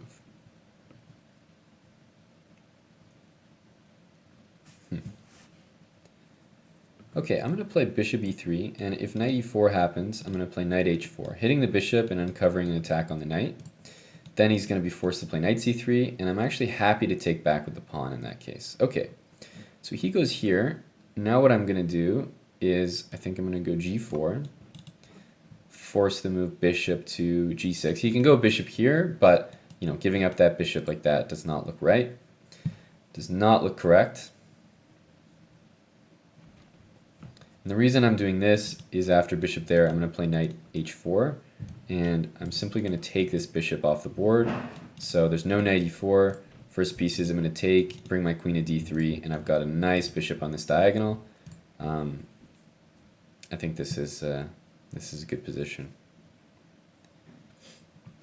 Do I ever kingside pawn storm? Almost never, no. Especially with g3. Usually black is the one who can go for a setup with f5 and e5 and f4. So maybe black kingside pawn storms more than white. Here, for example, f4, f5 is not crazy, but I have to be really careful. Like, you know, rook e8 is a pretty normal move from him, and that's going to prevent this. If he lets me do it and it's all safe, I'll definitely go for it. But yeah, rook e8, and there's just no way to do things. So yeah, I'm going to take this bishop now. And I've got pretty nice control. Again, my opponent takes g6. Now, I have to ask, what kind of water are you guys drinking? Because h takes or capturing towards the center should always be the preferred recapture. Almost always. But I've seen f takes g6. I've seen f takes g3. You guys got to be taking towards the center. It's much better for your pawn structures. Here, he's just giving me an avenue diagonal to his king for no reason. No good reason. Okay, so I think I'm going to just play queen d3. And if knight b4 to hit my queen, I simply step back, and the knight on b4 doesn't look very good. I'm going to play rook d1, all about overprotecting this pawn. He doesn't have knight e4. Yeah, so just queen back to d2. And now this knight, I don't know, maybe just has to go back. Oh, no doubt my opponents are playing f takes g6 to open the f file, but that's not a good enough reason.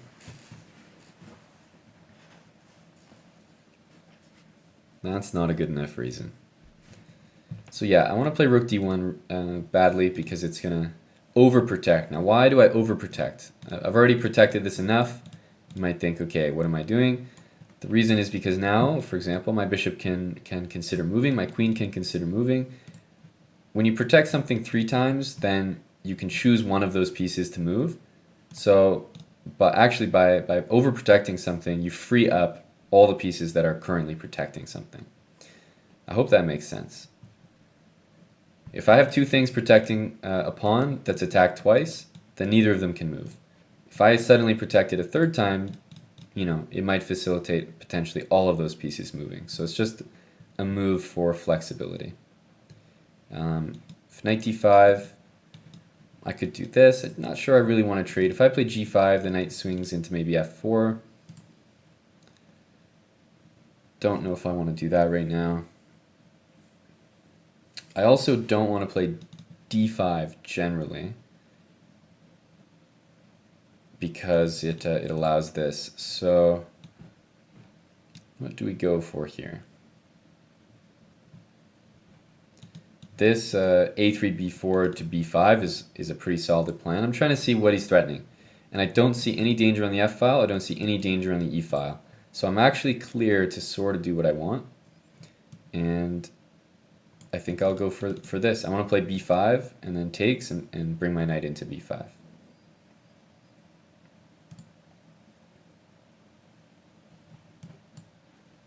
Okay, gaining some space here. Another idea that I can utilize is something like c5 to just completely lock that bishop on a7 out of the game. Right, so if I go c5, he's going to go d5, c6, and reroute the bishop like that. I think I'll play rook e1, get the rook on the open file. So he's going to go here. Now, I am thinking about g5, because if knight h5, maybe I play knight d5. But still, the position is not so clear. b5 can still be played. b5 can definitely still be played. I'm looking at maybe a4, a5. Again, I don't see what he's threatening here. So I'm inclined to just keep doing my moves. h6. He might be intending g5 here, which is fair. I think a5 followed by b5 is something. I still don't see what he's up to. Still don't see it. I still don't see it. Now, this pawn is hanging here on b7. That pawn is hanging. I'm just going to go b5 though.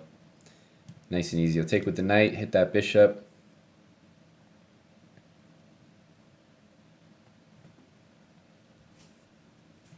Probably slide the queen over to one of these two squares and hit the pawn on g6 is also pretty strong. Alright, GG. Leon de Witt from the Netherlands. Thanks for the game. And thanks for subscribing, or being a subscriber to the channel. But yeah, once I have this pawn structure and just, I mean, my opponent couldn't do anything, that's the problem. Even if he had played h takes, there's just no active plan for black, so I'm sort of free to do whatever I want and just maintain a stable position, stable control of d4. Yes, Snuck the Duck. That's what speed chess will teach you. That's what speed chess will teach you. Alright, let's play the English again. We had good luck with it. Strafe, good luck. I still don't have a challenge from Mad Tantrum. It says you need more games. Okay, well, Mad Tantrum, I think I can probably work something out. I might be able to get the challenge through. So I'll do my best after this. I'll do my best after this.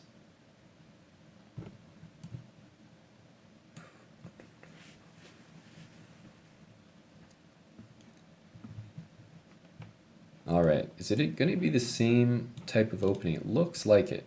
Maybe bishop c5? Yeah, so actually it's the same thing. Again, I like to go with knight f3. And I like to go with e3 and d4, so we'll put it to the test again. e4, never a concern. H5 just wins a pawn. But maybe Strafe will play a little bit differently. More normal, or more what I see, is d6, a6, bishop a7. So when I do this, you don't actually take. You just leave the pawn there.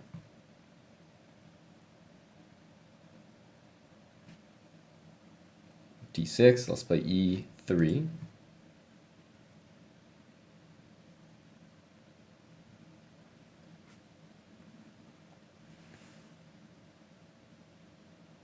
The black spot on the rug really bothers you. Okay, so the thing about this move is it threatens something, but of course you're going to realize probably right about now that you just lost a piece because d4, d5 happens with tempo.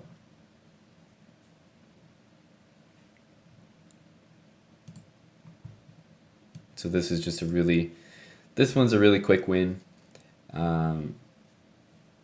Because there's no way to avoid losing a piece here.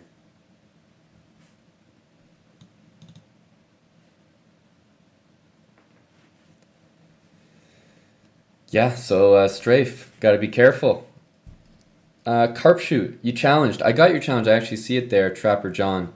We're doing a subscriber Saturday right now, so the point of the show is, play the people that are subbed to the Chess Twitch channel where you're watching right now. I see you got a Twitch Prime there. Have you used it, Kappa? But yeah, if you subscribe to the channel, I'll get your game right away. But I'm gonna give priority to people that are subbed for right now. Okay, so there we go. And if bishop takes here, I can also play queen a4. He's gonna have to play b5. Gets messy, but it will work out for me because he's got a rook hanging there and everything. Okay, so now basically I've just got a piece for a pawn, so a pretty good advantage here.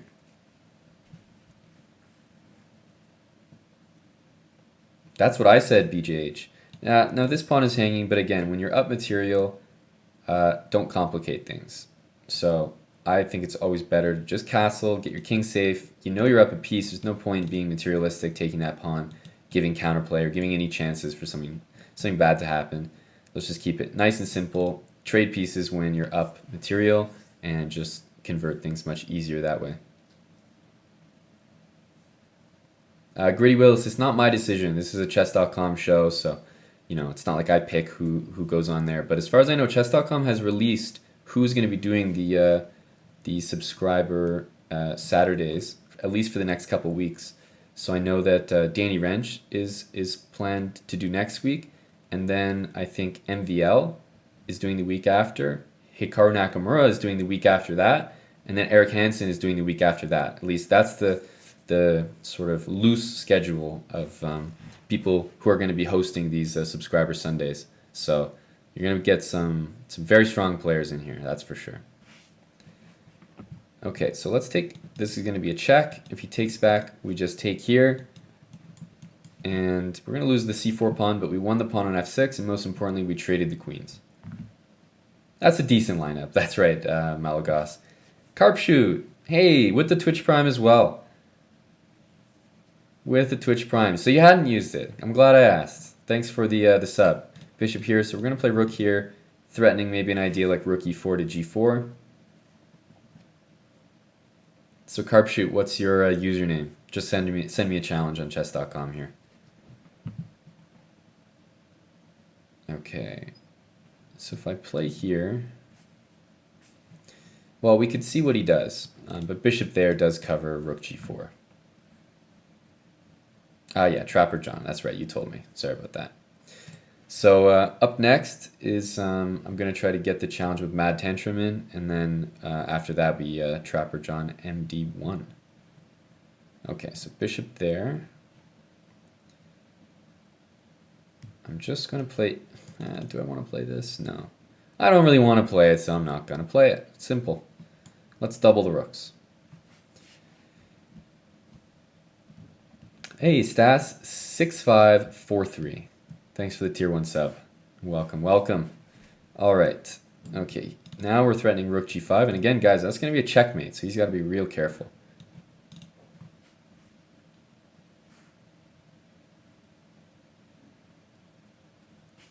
Yeah, just type that username for me again there, Mad Tantrum. I think it was like Yeti something. I can take this pawn now. Yeah, h6 is a good move. Stops the rook g5 threat.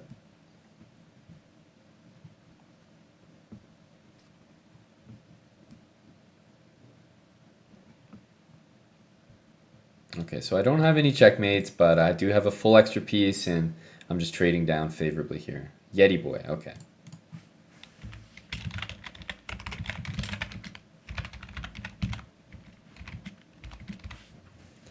All right, king there, reasonable. I'm just going to keep taking pawns. King here, I will drop my bishop back to c3.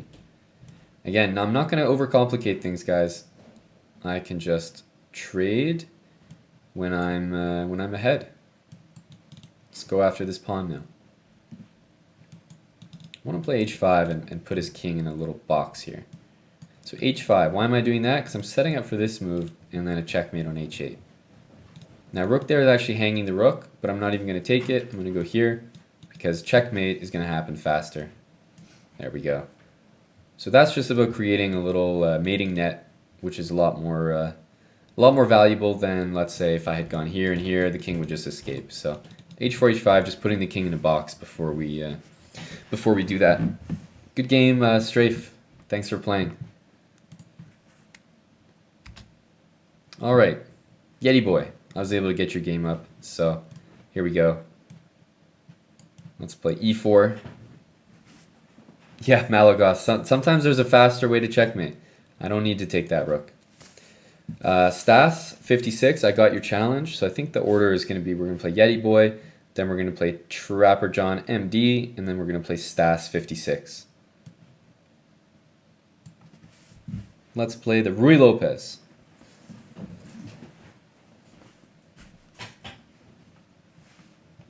Okay, castle. Simple, simple.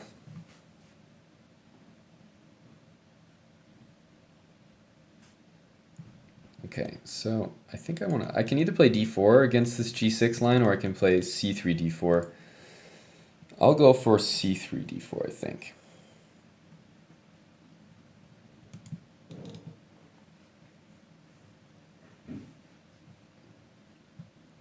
So if he takes, then obviously I take back and I just have the two pawns in the center.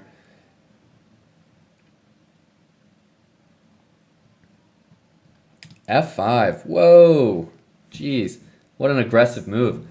Yeti Boy, or just to anyone, I don't recommend moves like this before, you know, your castle and you've got the center all secure. This looks super risky.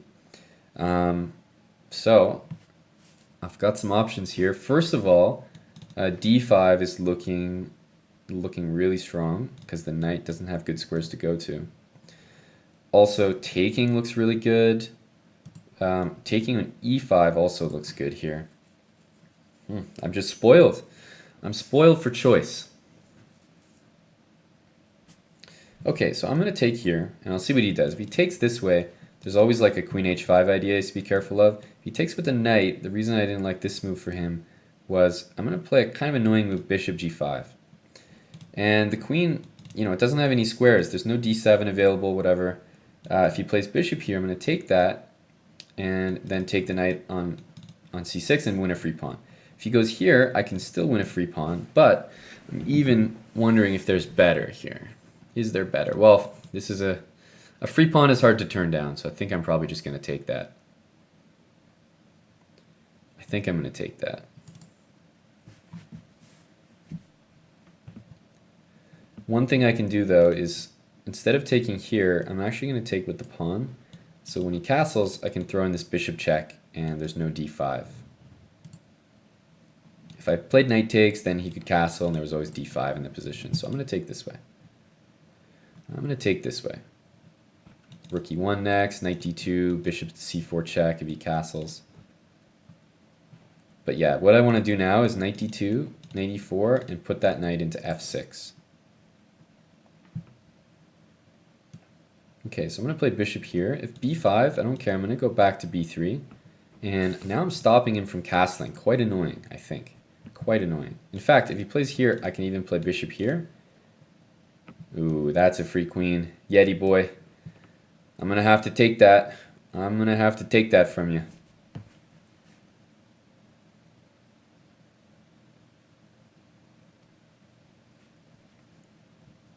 But this was a tough opening that you sort of put yourself in because of what I was discussing earlier, which was, you know, this f5 move is just way, way too early. Way too early. You can't be expanding like that before you're castled and everybody's safe. That's a good rule. So will he castle here? Looks like a decent move.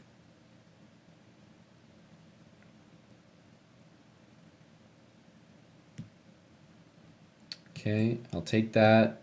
And if we take everything here, I think it's again going to be in my favor. I'm threatening, you know, if he castles, I can play d7, and a lot of things are going to fall there. A lot of things are going to fall.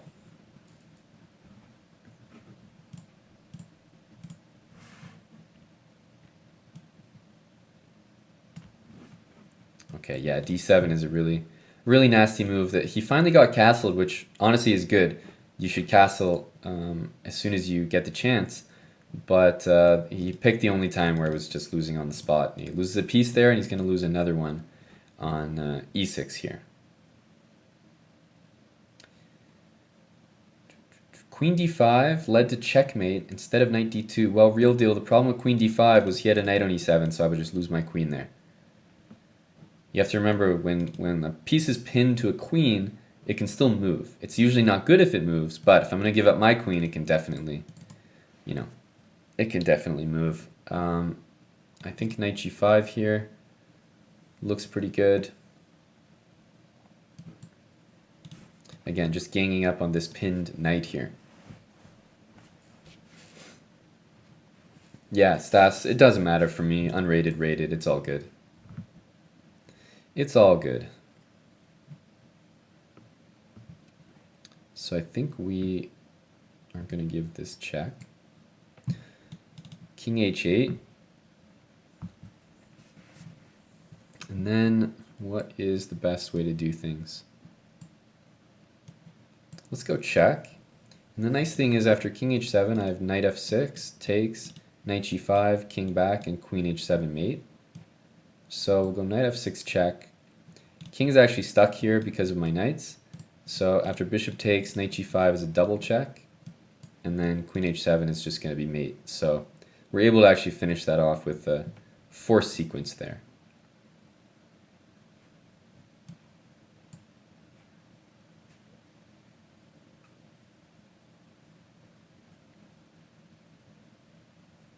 There we go. Yeti Boy. Good game.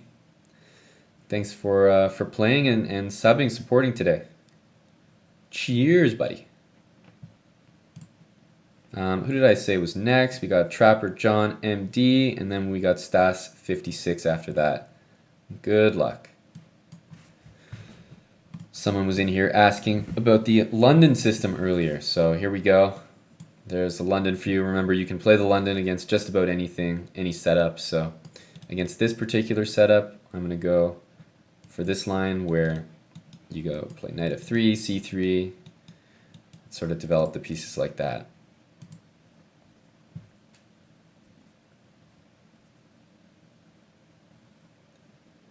Okay, I like to play this move ASAP in the opening, just gets out of the way v5, usually feels good.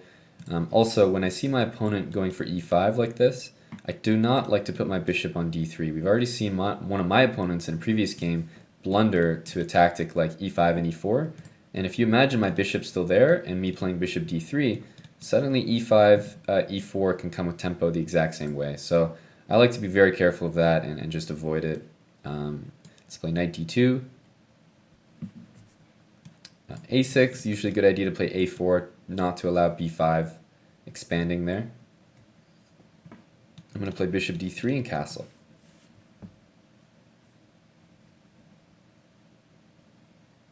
Glad you're enjoying, Gritty Willis. Glad you're enjoying. I'm going to play bishop d3.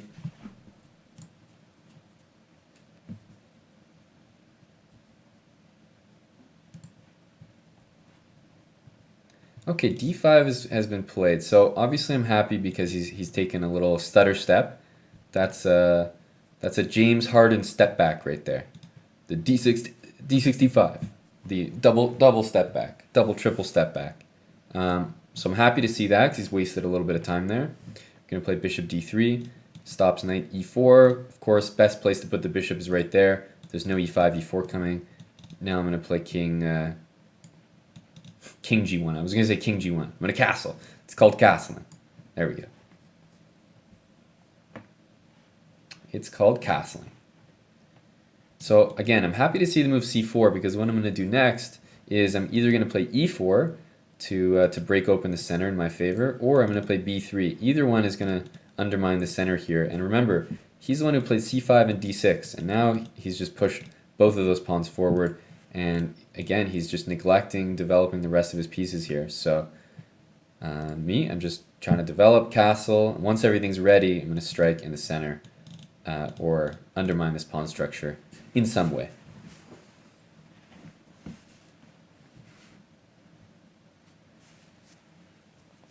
e5, well, I can't say that that's a good move because it is a free pawn for me. I'm going to have to take that. Some people, by the way, do forget that that bishop sits there on h2. It's kind of a funny thing. You play bishop f4, you tuck it away, and I can't tell you the amount of times someone has played like queen c7 or rook b8 and literally just hung a full queen or a full rook because they just forgot that bishop was sitting there on h2. Cheers, Zalden. You're very welcome. Thanks for tuning in. That's right, Stas. That's the whole point. It looks like a pawn. People like they don't understand there's actually a bishop sitting there. Have you guys ever seen like in the NFL? There's some of those trick plays where you know, if you're, let's say you're Minnesota Vikings and they got that all purple end zone, and you got your guy in Minnesota ready to return the kick, and he's sitting in the end zone, you know, lying down on the ground so that he blends in with the end zone. That's like my bishop on h2. He's just lying down in the end zone, same color jersey. You know, he looks just like a pawn, a little bit taller, hard to understand. Boom, and he just springs to life. So I don't like g4 here because the knight's not trapped. Remember, he can just go back. One thing that's really important, something to watch out for: don't be fooled by the idea that you're winning time, that you're gaining tempo. G4, because it hits the knight, doesn't mean I'm gaining time. I'm only gaining time if the move is actually useful for me.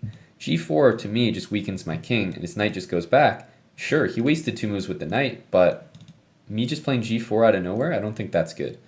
I'm going to prefer to take this bishop, which is good for me. I do want to take that bishop off the board. And I think now I want to play E4, which is the move I wanted to play earlier. And, you know, finally get my pieces out. They're going to spring to life here. If queen G5, threatening bishop H3, I always have knight F3 hitting the queen. If he takes, I take back. Okay, so that's that move. Let's play knight F3, hitting the queen and, yeah, getting rid of these threats.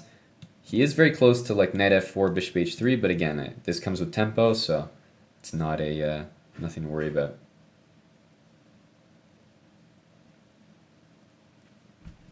I want to play rook E1 next. I am up 1 pawn here.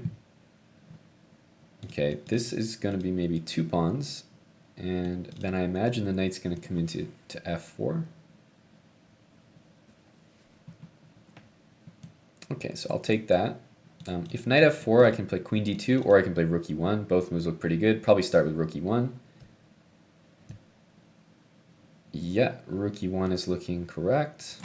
Just hitting the queen. So again, I'm not going to be too concerned about trying to protect this pawn on D5. Remember, I'm already up 1 pawn.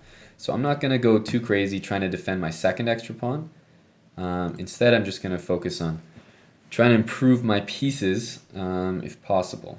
Now, if I can do both, that's fantastic. If I can keep my pawn and still make the best move, then that's just a win-win. So I'm going to play knight here. It hits this pawn, so I might be able to go up 3 pawns here, or like if he takes, I could take here and maintain my 2-pawn advantage. His knight wants to come in F4, but again, it's just not going very far from here. One thing I just got to be careful of is queen to G5, threatening checkmate, and also threatening knight takes H3. So just in preparation for that, I'm probably going to play queen F3. Knight takes H3 doesn't work as a little trick here because my knight's covering my queen. If queen G5, I'm going to play king H2, get out of the pin here, which gets rid of some of those problems. So now, why am I happy with this? I get a queen trade. All the threats that I just discussed are gone, and now I take this pawn. So now these are 2 clean extra pawns here. 2 clean extra pawns. Am I wrapping up after I play Stas? Z Nation, this is actually a 3-hour show, so we got some time. We got some time to chill. I'm gonna play knight B6, see where this rook goes, and I think I'm gonna play A5 next. Why A5? Because I want to put these pawns fixed on light squares, because I have a light squared bishop that's ready to attack them in the endgame. Something like rook A4, rook B4 also puts some pressure there as well. That's right, vSim.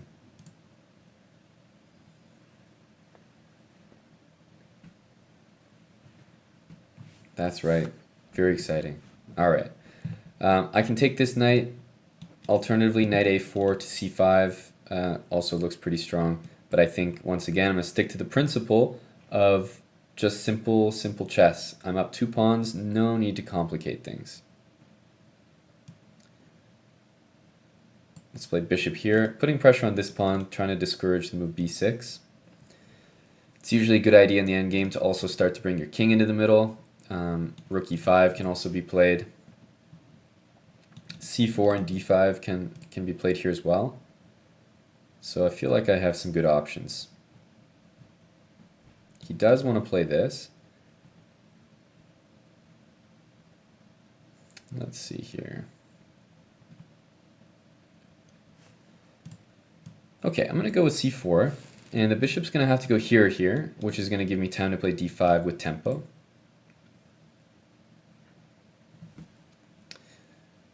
Yeah, so let's go d5.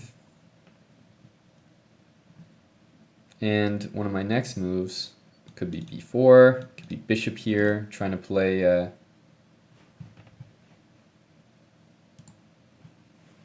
b4 and c5. I'd like to play c5, but my pawn is hanging currently. b6 is definitely going to happen from my opponent here. So I think I'm just going to play b3. And after b6, I'm going to take it. Oh, okay, I really thought he was going to play b6. Now I'm probably happy. I'll start with bishop here, threatening c5. And the reason I'm threatening c5 is I'm hitting this pawn here with the bishop. So I'm protecting it, which means I get c5. And if he tries to sacrifice, his bishop's even hanging at the end. And now I get d6, and you see how everything is protected here. b4, and look at that pawn chain. Look at that pawn chain. Okay, now probably the simplest is just to double the rooks. I'm not going to take that bishop. I'll just play, well, I'll give the check first, and then I think I'll play bishop back to b3. And yeah, I've just got 2 connected pass pawns extra, and of course everything's protected. Dream pawn chain.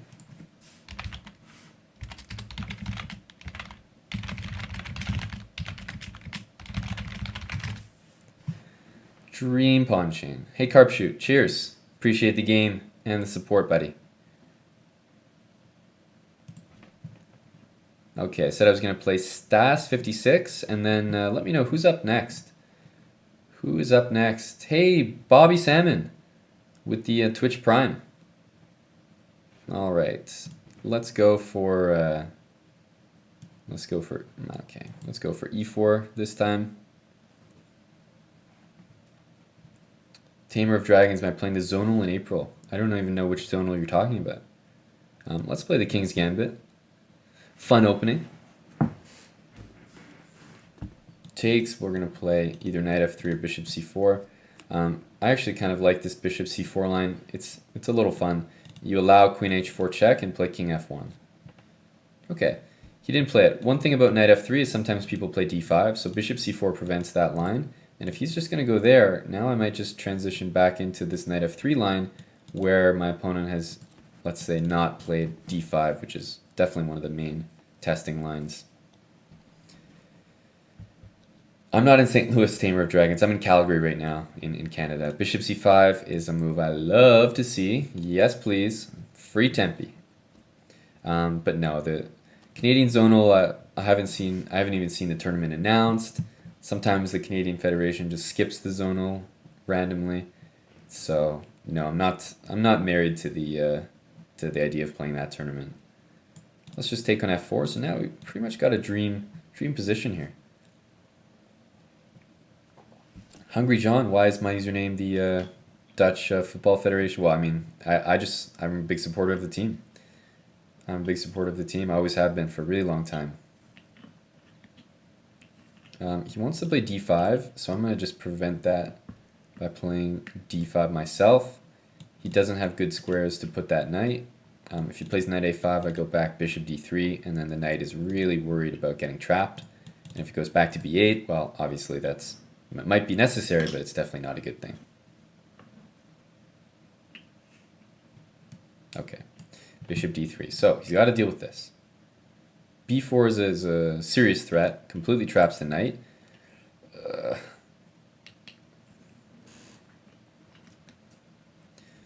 Okay, knight g6. So he's dealing with this for now. I think I'm going to just play bishop to g3. And how does he want to deal with b4? That's the question here. Not a lot of easy ways.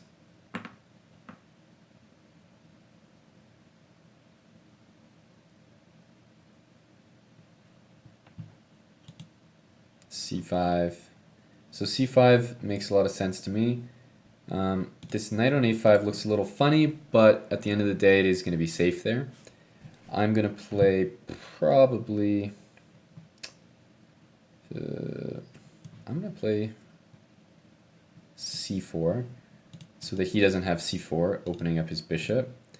And I'm going to put my knight on c3 next, and then castle, and maybe look for e5. But I'm imagining that he's going to play d6. Okay, so knight here. I think you have knight b5 as well, hitting this this pawn. Bishop there.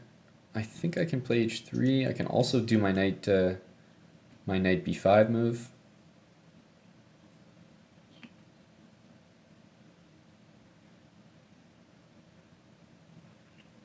Okay, so let's do the knight b5 move.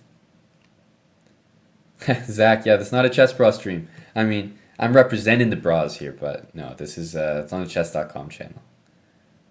Let's play h3. If he takes, I can take with the pawn, which is kind of interesting to play f4 next, but I can also just take with the queen, and then after knight e5, I could consider taking that. That's an option as well.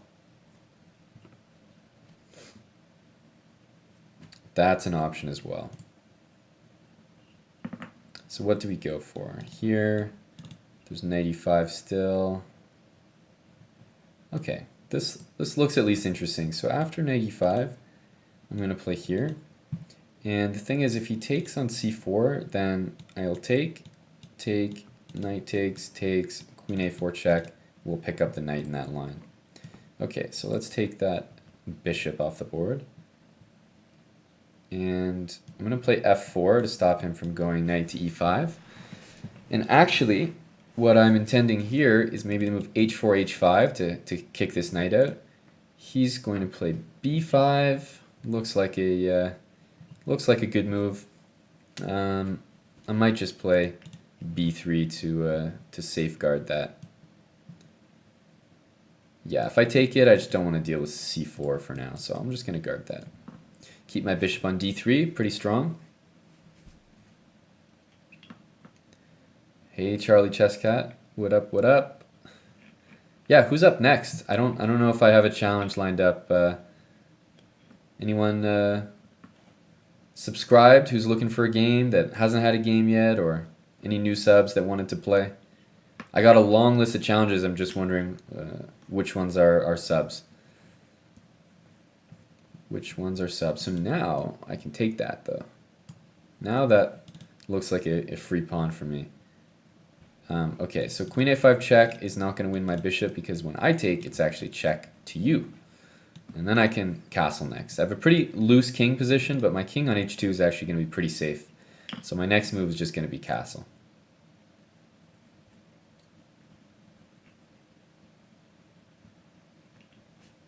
All right, let's castle. I always have a4 to defend this bishop.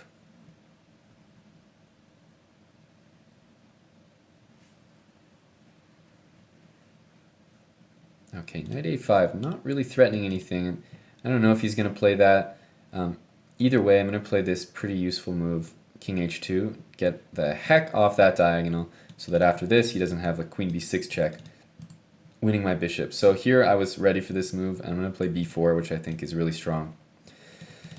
After knight b7, then the knight has nowhere to go, and after something like a4, you know, everything is two connected pass pawns, and this pawn is probably going to fall to my pieces here. Queen d4 next.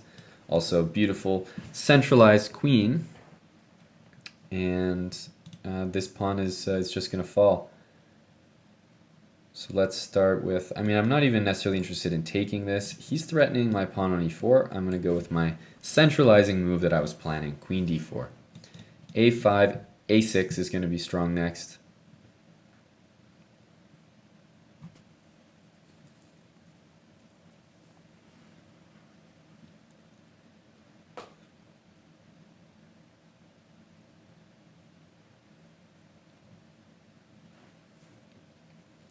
f5 is another move I'm kind of happy to see. So I'm going to take here. If queen here, I have rook f2 all the time. If knight h4, I have f6, which should also win material. Actually, it's kind of tricky. Knight there, f6, queen e2, rook f2, knight f3. Pretty strong.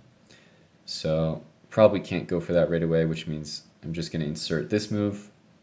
So I don't think I was lying about maybe winning material, but I just had to play this move first. If he takes it, I take with the bishop so I don't give up knight f3 check. If he takes there, I take his queen, and he takes here, I take his knight, and that's why. That's why I'm going to end up material at the end of all this.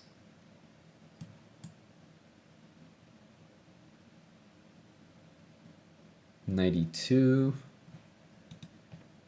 So where's the checkmate? Well, let's play bishop here. Maybe get the bishop in there. Also, there's no c3 because the knight is hanging on e2 as well. So I could play bishop here. I could also get this check in.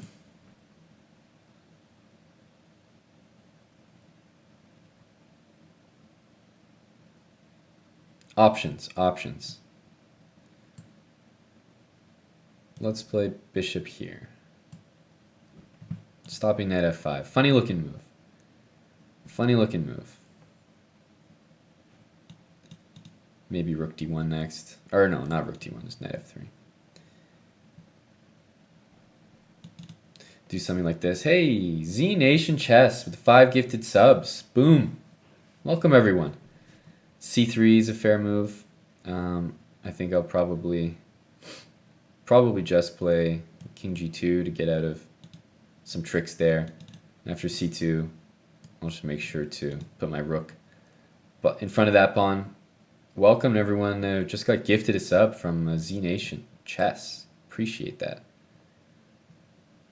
Okay, let's hit the knight so that we can try to take this pawn here. Oh, it's a free knight and probably going to lead to a mate here on rook takes. Rook takes g7 coming up. All right, good game. Stas 56. Welcome Mustaf 1, Egli 18, Jarkle Pasha Seal, and Yonata Omen. Welcome. New peeps who are lucky enough to get that gifted sub. So yeah, who am I looking for? Who's up next? Who is up next? Are any of these people subscribers? Electronic Music Rocks, Rookie B1, Bruh Dude, Frazzlety Dazzlety, Double Breaker K, Rajesh Jr., Nelly123. Anyone here subbed to the channel? I don't recognize the username. Sorry.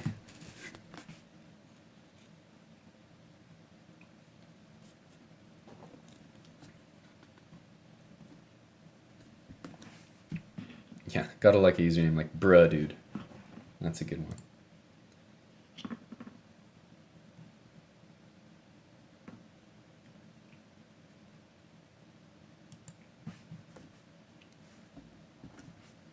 Where's the music? It's off right now. No music right now. Focusing on nice, high quality commentary. A good learning experience.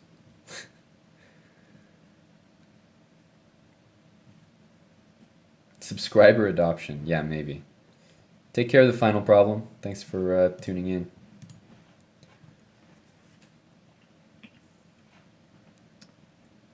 No more subscribers. Has it been that easy? Am I just have I just wiped the floor with everyone? You tell me there's this many people watching and I've run out of subscribers? Really? Really?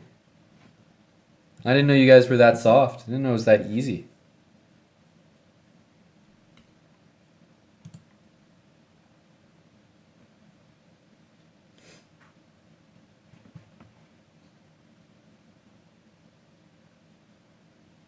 Pleb only chat. Yeah, exactly. Pleb only chat.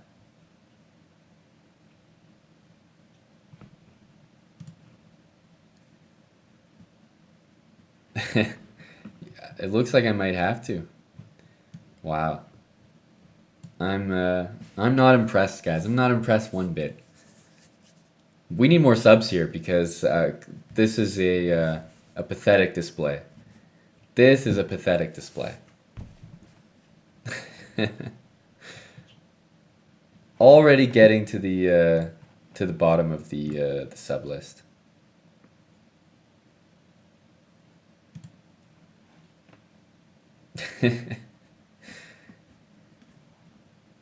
J Beast, you don't have to apologize. You're not a sub. You don't have to apologize on behalf of the subs. You don't have to take the blame for them. That's right, Core 4. That's right, Core 4. By the way, there's what, like less than 300 subs on this channel for the amount of shows and stuff that Chess.com does. That's really surprising to me. Really surprising to me. Hey, Jackie the Sweet. There we go. Jackie the Sweet. Sub in the chat. Another challenger.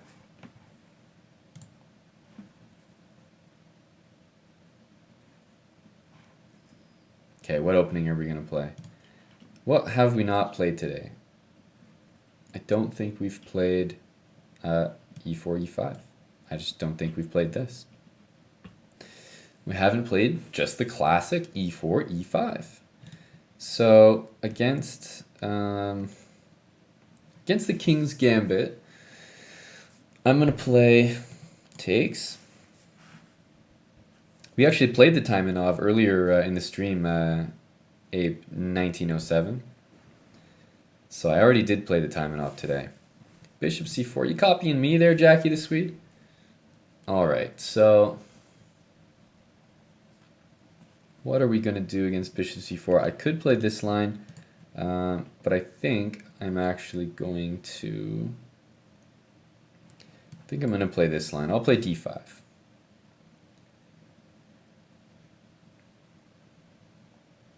I will play d5. So the idea is that if the bishop takes, I play knight f6, and I'm going to either get the bishop or the pawn back, or maybe both. Takes. So let's play knight f6, maybe bishop d6 and castle. Also intending potentially knight takes d5.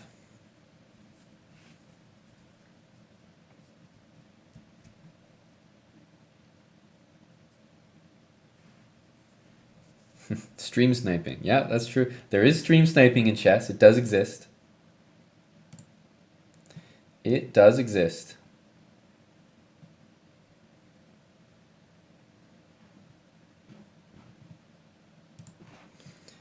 Knight there. So protecting the pawn seems like a good move. What I'm going to do is just play bishop d6 castle. He's going to try to hang on to his pawn. I'm going to ignore that. I'm going to try to hang on to my pawn. Hey, Gushi. How are you?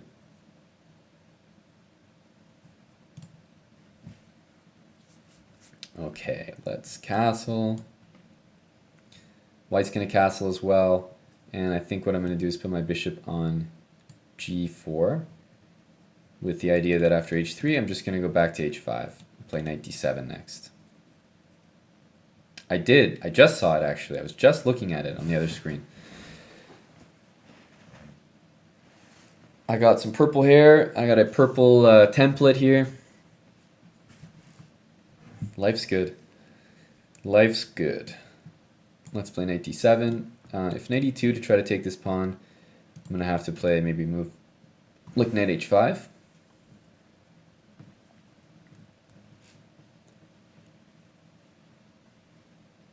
Which looks good.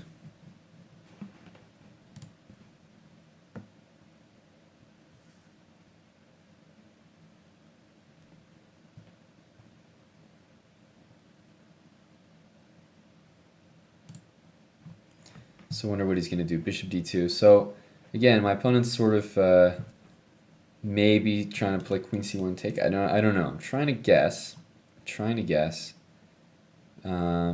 Hey, thanks Silent Defender for 3 months in a row. Silent Defender. I think that the people need you. I think that the people need you here in the chat. We've been lacking subs to fight me in the arena, and I think you are the new people's champ. You are the people's champ.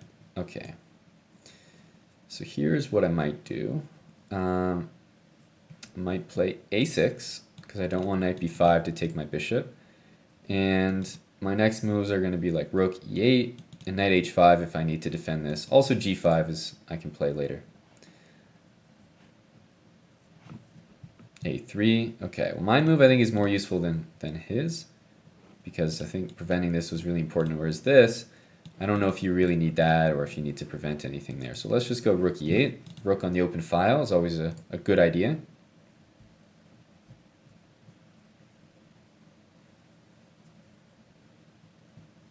And we're going to try to maybe play h6, g5, just strengthen this whole pawn chain here. Maybe the knight can jump into e4 as well. Okay, so knight e2 has been played. And clearly the intention is yep, to take here. So I have knight h5 that I can play. Most likely going to play that. The other move that I could play is I could simply start with the move b5. See where that bishop wants to go. Actually, in hindsight, knight there and knight takes d5 would have been extremely strong, but I was a little preoccupied by going here with the idea that it was pinned to the knight. So yeah, probably knight b6 takes d5 would have been a bit better there. Silent Defender, are you going to get in for a challenge? Are you going to get in there?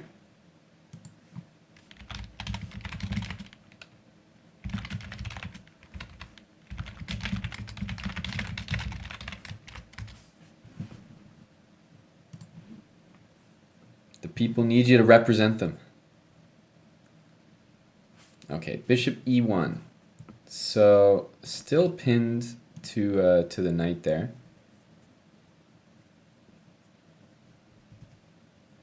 And I think I can go and maybe do my plan that I was talking about. So knight g5, there's still bishop takes. I'm going to go knight b6, threaten to just take that pawn.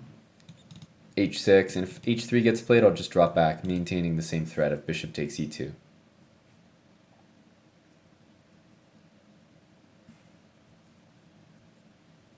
That's fine, Silent Defender. I can make the challenge happen. So you've been subbed here for 3 months, Silent Defender, and you still haven't played enough games on Chess.com? Jeez, you gotta play more. We gotta get you playing. Let's play h6. I just want to defend this. I could be taking on d5, but again, I'm just going to wait, take that later. Let's play bishop. Well, I could play bishop h5. Sure, I'll play bishop h5. Just maintain this kind of pseudo pin here. Okay, so now, I mean, it's time. It's finally time, guys. Let's play knight e4. Hit the rook. And then if the rook goes to f1, we play knight takes d5, and we jump into e3 with a fork. That's the plan. Or I just take this rook. Sure, that works for me. And the idea after queen here or here is that I always have bishop to g6, and then I can take his bishop off the board. So I'm just going to go ahead and take this pawn on d5. You do daily chess, that makes sense. All right, so let's do my bishop g6 move. Get rid of his bishop on b1, and then there's no checkmate ideas. Not that that was mate or anything, but now there's just nothing to worry about. Let's take that bishop. And there's a hanging knight here, but he's also attacking my knight, so it's not necessarily clear. Rook takes b1. Oh, he goes here. That's a little surprising. So if I take here, he just takes back. I'm actually going to prefer to go here. And the reason is that when the queen moves, queen back to b3, I take on f3, takes, rook takes e2, or he forgets that his queen is hanging, and that makes my life a lot easier. Much easier. Jackie the Swede, GG.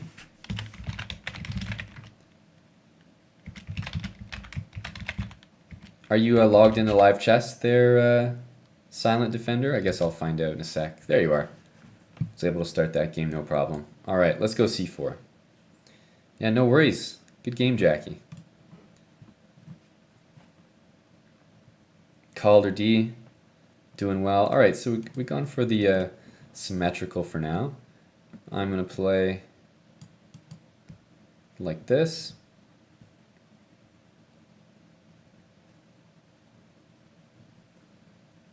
And I'm going to look to get a Maroxy bind type of position here after e4.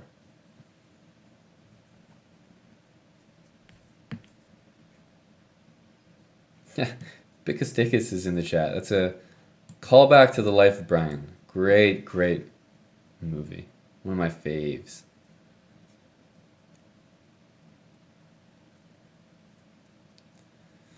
Okay, let's go for bishop e2, followed by just bishop e3, castle.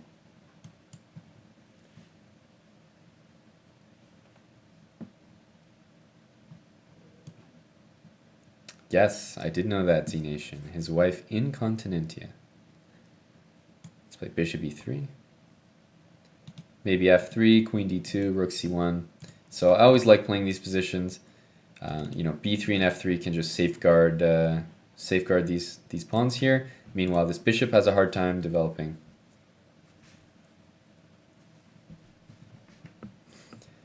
Okay, let's stop the move knight g4 by playing f3.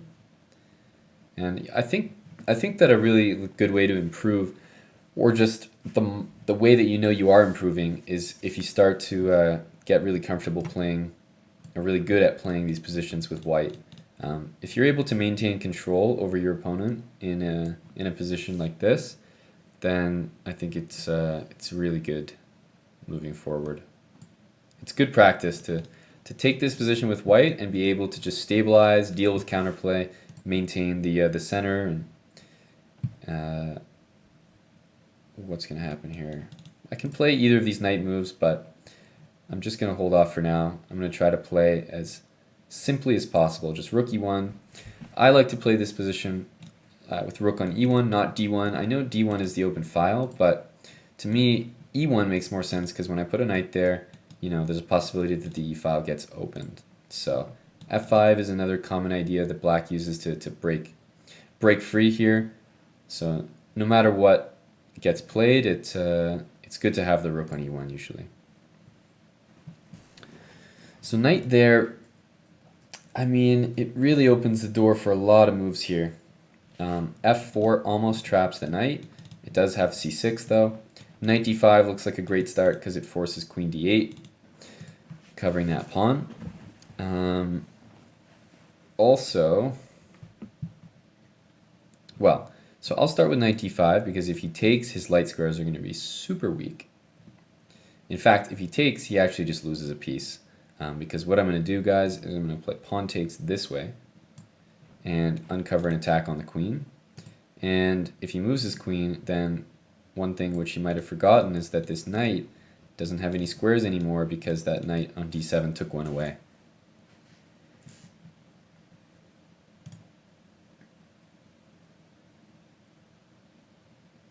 Hello from Michigan. We got a lot of viewers on the Chess.com channel from Michigan as well. So definitely know a lot of people from Michigan. What's up? Okay, so yeah, I'm gonna have to lose this pawn here, and there's nothing really I can do about that, but I am gonna win a piece, so that's the consolation.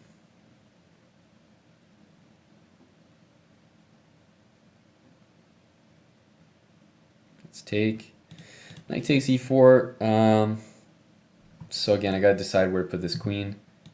Probably queen d3. He's going to get a couple pawns here, but my knight is going to reach c6 at the end of the day. So let's play queen here. He can either take this or go back and try to take this. He's got a choice here, but I'll take the piece any day. All right, knight c5. That's fair. Where do we want to put this queen?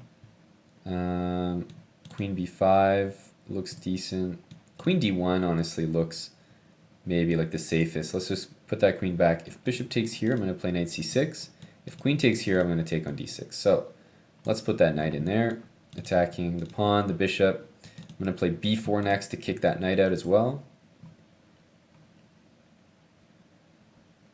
This bishop can go to g5 or h6. And yeah, we're just going to try to make use of this extra piece here. But this knight on c6 is a real thorn in his side.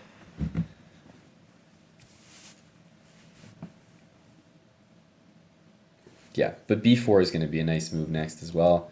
Get that knight off that square. It's not an outpost. I know it's secure there right now, but if I can kick him out with b4, then the square is not that impressive.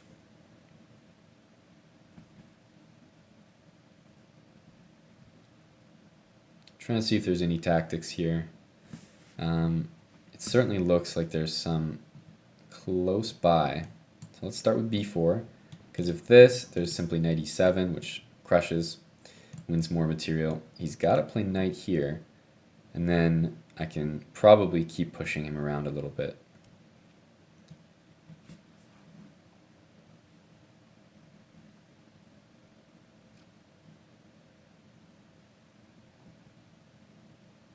So for example, something like knight e4, I think I'll play bishop f3. Knight f6, I can play bishop d4, and I'm threatening the pawn on e7. Oh, this is not a good one. First of all, you're already down material there, Danny, Echo, and on top of that, you're going to be losing not just more material, but even more material. So what is it now? Is it a rook and a bishop? I'm up a rook and a bishop, which is quite substantial. Quite substantial. Let's play bishop here. Bishop a6. I don't think bishop a6 was any good because it just hangs my bishop. Even if I get knight e7 there and takes, I'm giving up 2 minor pieces for 1 rook, which is definitely not worth it. Definitely not worth. Let's hit this pawn. If bishop d4 check, I take, and then I can take his queen here. And if he plays there, what I wanted to do was get this check in, force the king over, and then bring the bishop back. And now his pawns are, he's pretty weak on the light squares here.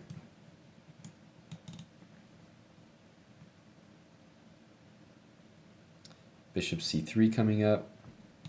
This one can also reroute to c4. So yeah, I think I am going to just try to take the 7th rank now. Rook to b7 is going to be very tough to deal with.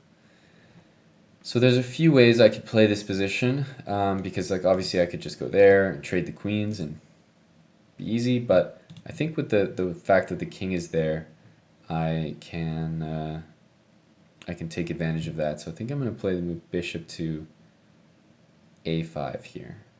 I think I want to play bishop a5. Let's play this. So if he plays rook takes, first of all, I can actually take his queen there, but I can even take back the rook, and if he takes my bishop, I have queen a8, which leads to mate. So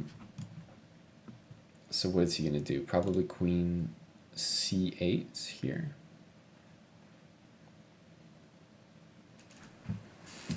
Probably queen c8. He is kind of running out of moves. I'm going to go here. The idea, even if he plays f5, I've got my bishop covering here, so I'm going to take next and then bring the other rook over. Once I get a rook down there, it's going to be game over. So let's just go here, bring the other rook in. Once I get these 2 moves, I don't think he's going to be able to defend.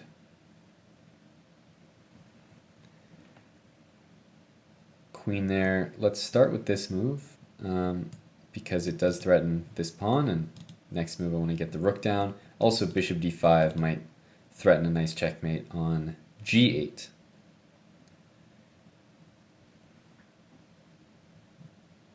Okay, so I think that rook here is the simplest for now. Threatening checkmate on h7, and pretty hard to stop without sacrificing here. And even if he does, it's actually mate in 1 on f8. So good game, Danny Echo. I'm doing well, Jackie. Doing well. Just coming to the end of the show, and we got another half an hour or so of spanking the subs.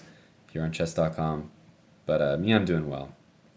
So yeah, who is still subbed, looking for a game in the chat? New Jersey Greg, I see you there. Don't think I don't notice you because you got that mod symbol. Same with you, Z Nation. You know, don't think I don't notice you guys.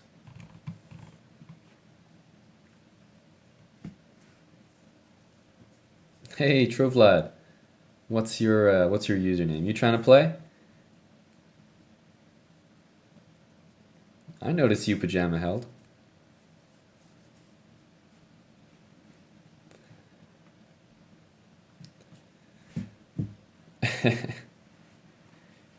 You'd have to make an account. Z Nation, you don't have a Chess.com account? What? Vamp Lord 11. Sure, I'm waiting for your challenge there, True Vlad. I'm waiting for your challenge.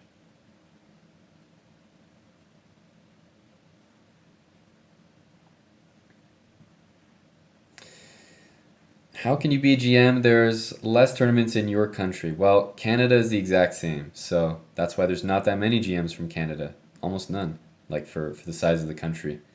And it's because there's just not many tournaments and nobody produces norms in Canada. There's no culture for chess, really, so I also had to travel. Yeah, of course, Z Nation, of course. I also had to travel outside of Canada for all of my norms.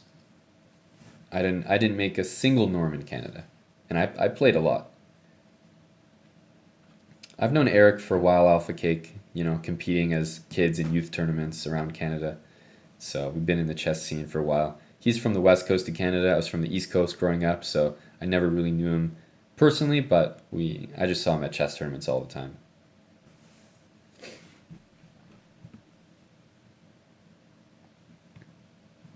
All right, which one am I looking for? Vamp Lord. Yeah, I'm looking for Vamp Lord's challenge.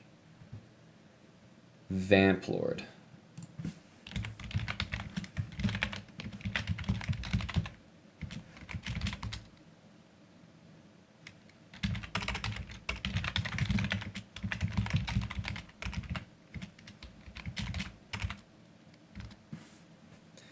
All right, Vamp Lord, I don't see you online.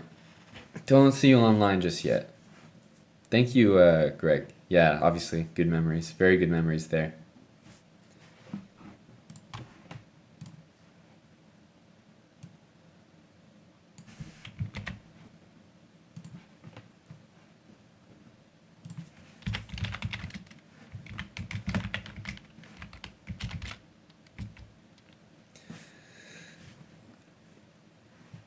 Yo, take care, Jackie. All right. Let's go Z Nation with the username Don't Hurt Me, Aman. All right. Let's play just d4, d5. What do people play these days? The Slav, right? The Slav. That's what the people are playing.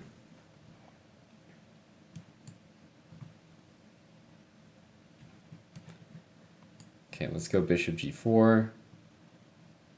I'll play e6, knight d7. Okay, I'll take.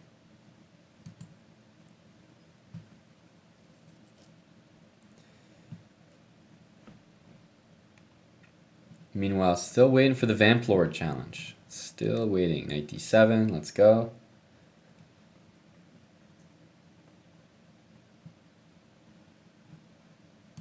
Okay, bishop d6, probably castle. Nice and simple right now. My opponent's probably got the slightly better position because of course, he's got those two bishops that I gave him here. But my position's still pretty reasonable. Might play queen e7 next. Let's castle, probably rook e8.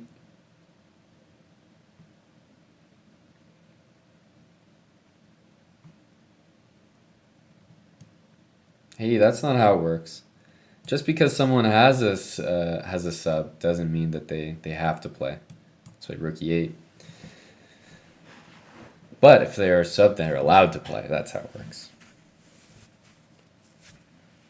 Yeah, Ibshi, you don't show up as a sub for me as well. But if you subscribe, I'd be happy to get your game in right away. I'm thinking about maybe queen there and trying to play knight e4. I'm going to start with a5. Just cut the b4 square, and usually this is a nice move to play in these type of openings. So let's see what he wants to do. All right, so e4 is waiting for that. Makes some sense. Naturally, I'm gonna sort of deal with it by playing knight f6 after this. Don't have to play knight f6 right away. I can hang off because bishop g5 does come pretty fast. Queen b6 is also an option here. Yeah, queen b6 is looking pretty good. I think I'll go with queen b6. And I might have to deal with some tricky-ish moves like this. And queen f5 and takes d7, but at the end I was going to play rook d8 and queen takes b2, so I think I was okay there. Let's play knight here and try to get the knight to d5.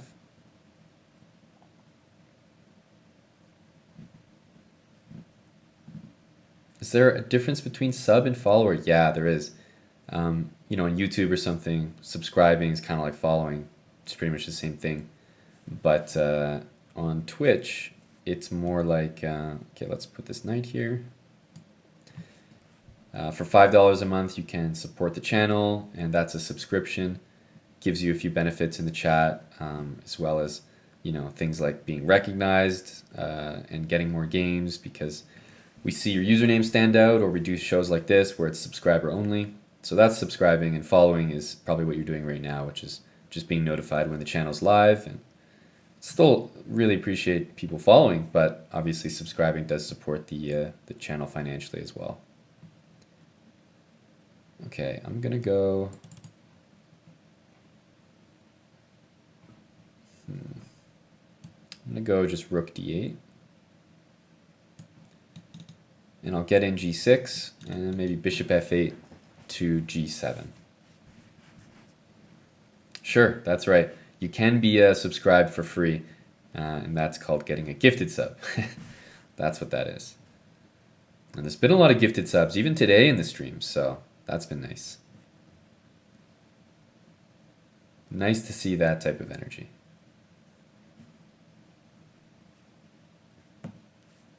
So rook d8. I do want to play g6. It's going to blunt the bishop on d3. Coat 970 with the Twitch Prime sub. What's a gifted sub? It's kind of exactly what it sounds like. It's just someone in the chat being super generous and giving you a subscription to the channel instead of you subscribing yourself. Bishop c4. It's a good move. If I play rook takes e1, rook takes, bishop, let's say f8, bishop takes d5, and I'll probably take with the pawn there. So let's go for this. I'm going to give him the e file, and I'll be the one operating on the d file. Next move, I want to play bishop back here. Make sure I defend that. Maybe g6 next.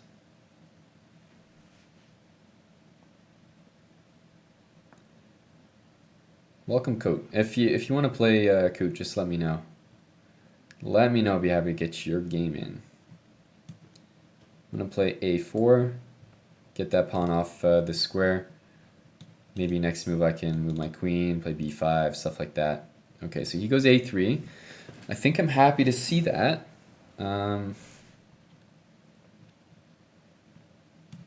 Let's play queen c7. The reason I'm saying that is because I can imagine these pieces trading for one another. And when that happens, the pawns that are left are going to be dark square pawns, whereas mine are going to be light squares. Mine are going to be light squares, so let's go queen d7.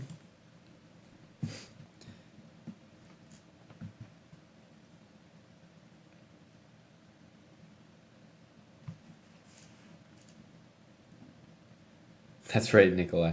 I know. He said, don't hurt me. Okay, bishop there. I'm going to go with g6.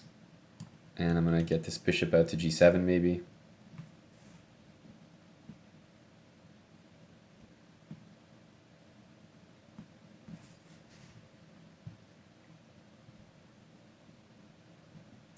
I can also take this now and then take on a3. That does look pretty tempting, honestly.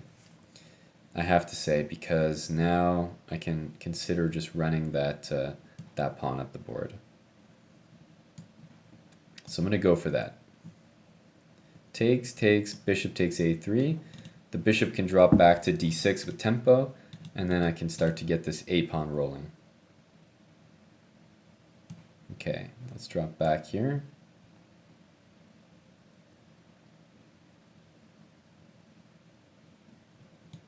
Rook a5 can be played.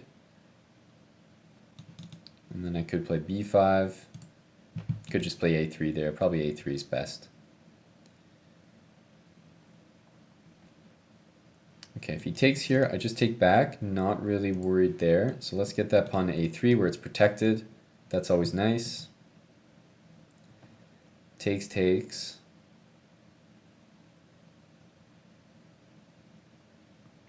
Okay, so he's not necessarily threatening. So for example, if I played rook e8 here, nice tactic for him would be queen takes f7, queen takes, rook takes e8, utilizing the pin, and then I'd have to move my king, and then he just wins material basically. He takes the queen back. So I'm just going to play king g7, sidestep any of that nonsense. Let's look to trade the rooks. Take here. Let's play b5. Probably the bishop's going to go back there. I'll play c5 as well. After he takes, I'll just throw this check in. Because if I took, there was queen e5 check. So let's play queen takes c5. Got to watch out for this pawn here. But I have a few ways I can do that. So I'll start with queen f5. Now queen f4. Now I'm the one who's looking for some tricks. Let's give a check here, and that's actually going to be a mate there in h2. Yeah, once you play g4 there for white, then suddenly those dark squares get a little too weak near the white king. Yeah, great game. Well played, Z Nation. Well played. So yeah, Truvlad, send your challenge again. I saw it pop up during the game. I don't have it right now. These are the only challenges I have here. But I saw your challenge pop up, so I think it was Vamp 11.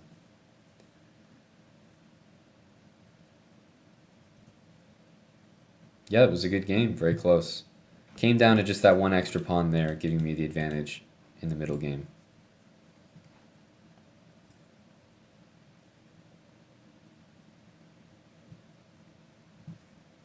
So I think Trivlad wanted to play. Does Chess.com have a lineup posted for the sub-Saturday games? Yeah, Silent Defender, I was mentioning that earlier on stream. First of all, if you check the article on Chess.com that announces the sub-Saturday, I think it's on the front page, maybe the second or third news article. You can see the lineup there. I think it's slightly tentative, but it should be pretty official.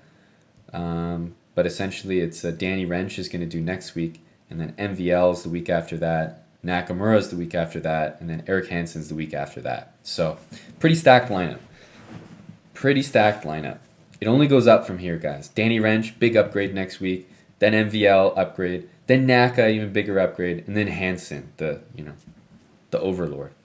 So, it's gonna be a very fun series, I think, recurring on Chess.com every Saturday, and hope you guys continue to tune in.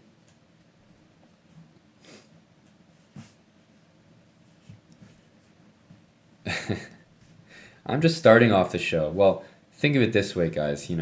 The DJ, the main headlining DJ, always plays at the end of the night, and all the other ones are just people opening up for him. You know, they're just trying to get the crowd together for the main stage at the end of the night. That's what I'm trying to do. Just trying to get the people together. So is Truvlad still here? I was thinking maybe he left or something. Or Coot970, do you want to play? You said you're not going to play? Sorry, I'm just reading the chat. Not going to play. You want to support the channel. Sweet, man. Appreciate the subscription all the same. Yes, DK Black still doing Subscriber Sunday on the Chess.com channel, twitch.tv/chessbra for those that don't know.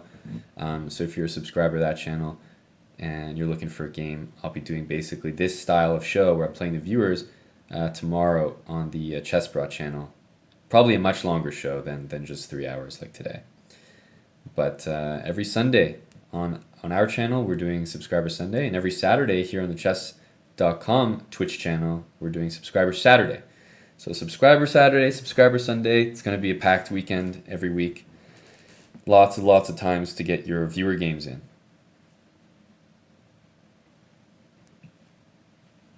Yes, Kramnik stopped the bleeding in today's round. I was watching that. Today. Yeah, busy weekend, DK Black. Absolutely. But they're always going to be busy weekends from now on. Now that Chess.com has started this sub Saturday show. Still waiting. Yeah, Trivlight, I was saying, can you just send the challenge again? For some reason, it's just not on my list here.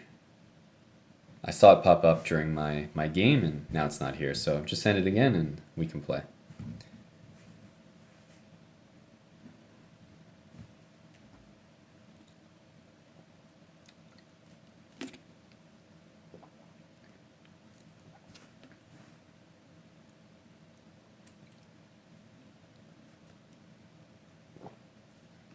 Core 4, you're a TA. You should be grading finals this weekend. But you're going to be spending most of it watching me play chess. There you go, guys. I might be the reason that you guys get good grades. Because Core 4 is going to be, he's going to be grading. He's not going to have time. He's going to be distracted watching the chess.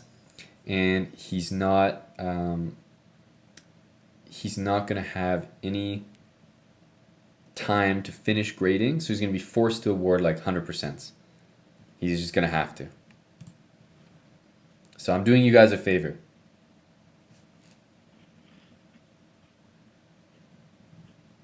There we go. Vamp Lord 11. Good luck. After d4, let's go for knight f6.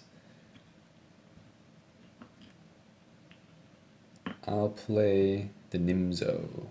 Or depending on what he does. Yeah, let's play the Nimzo.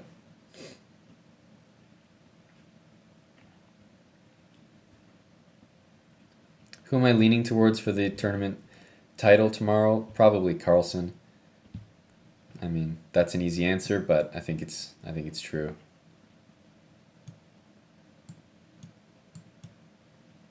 Okay, let's see what setup he's going to go for. I'm just going to castle. Okay. Play d6. Play h6.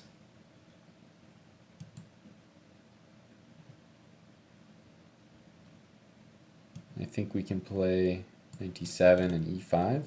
Bishop d3 I'm not a fan of because e4 is always a threat. So I probably prefer to develop that bishop to e2. Now he's got double isolated pawns here. Yeah, Magnus just needs a draw to win the tournament. That's correct. Bishop c2. So queen e7 makes a lot of sense here. E4 is even a move. I'm going to play e4 actually. And after knight d4, I'm going to play knight e5 with the idea to play knight g6 to break this pin. Also threatening this pawn here. If bishop takes e4, I have g5 and I win a piece there. Bishop e4 trying to take advantage of the pin. I have g5. If he takes first, and then I take back, and then he takes this pawn, I have knight takes c4, but also him giving up this bishop is not usually what he wants to do. Okay, he's going to go for this. I'll take. We'll see what he does here, but my guess is that he's going for bishop takes e4. If I go knight g4, trying to threaten mate and the bishop, he has bishop f3, so it kind of covers that. I was thinking also about the move c5, because depending on where he goes, then I can uncover maybe an attack on this pawn here. So I'm going to start with c5 and see what happens. I can still take this pawn on c4.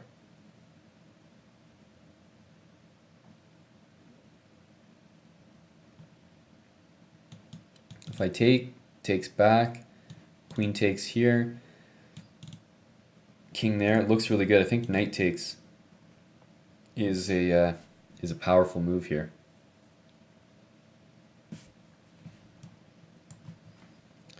So we'll take that. Let's see how he recaptures. But no matter what, I think I'm winning a pawn here because I can take with check and then take here at the very least. We'll see what he does.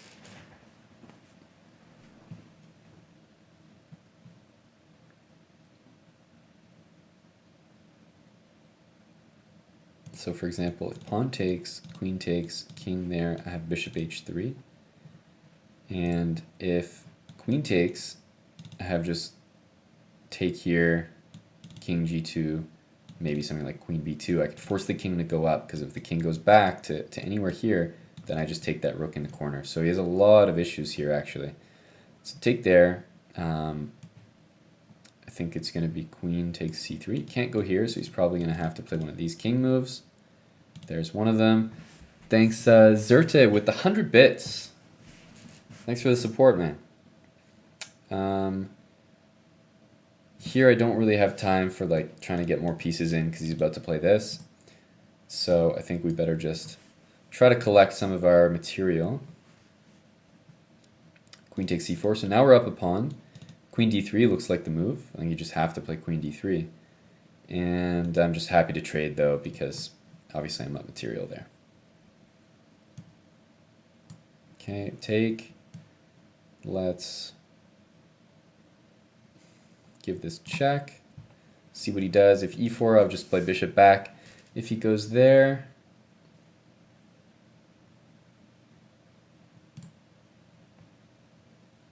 what are we going to do now? Bishop e4 looks like a good one. I think I'll just go with that. Trade pieces, I am up material. After takes, I might bring my rook back to e7, just to guard the 7th rank. Okay. Let's take. Play pawn up. We'll guard everything here. We'll bring a rook to the open file, now my king can come out, and this should be pretty nice for me here.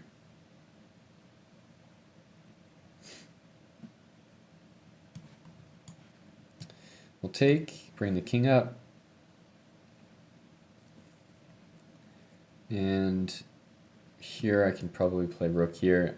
We know that he can't take because the endgame I'm just up one pawn, so all the endgames are winning, which is why I'm very surprised to see that. Because now I just have 2 connected pass pawns.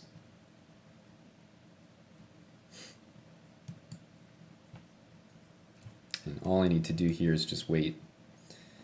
Just wait.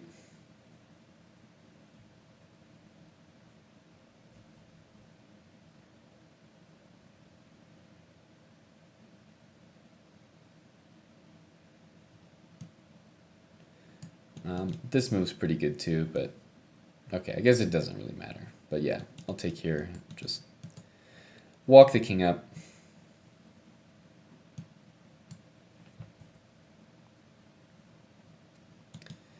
And now we can just push the b pawn here. I think that's going to be it.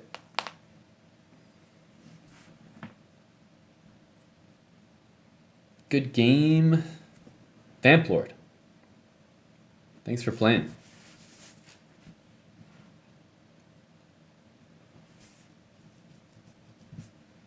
Again, anyone else that wants to play, let me know.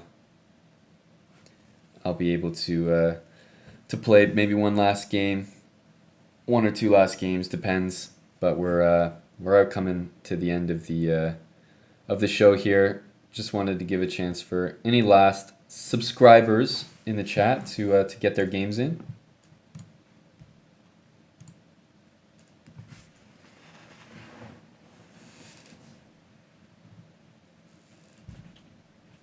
Any last subs looking for a game? Any new subs? This is your last chance. This is like when the club calls last call. We're coming up to 3 hours. That's kind of like coming up to 3 a.m. when, you know, some of the clubs start to kick you out. Any subscribers that would like a last call game? Where am I going? Oh, I'm just ending the stream. That's all. Just ending the stream, probably in the next little bit here. So.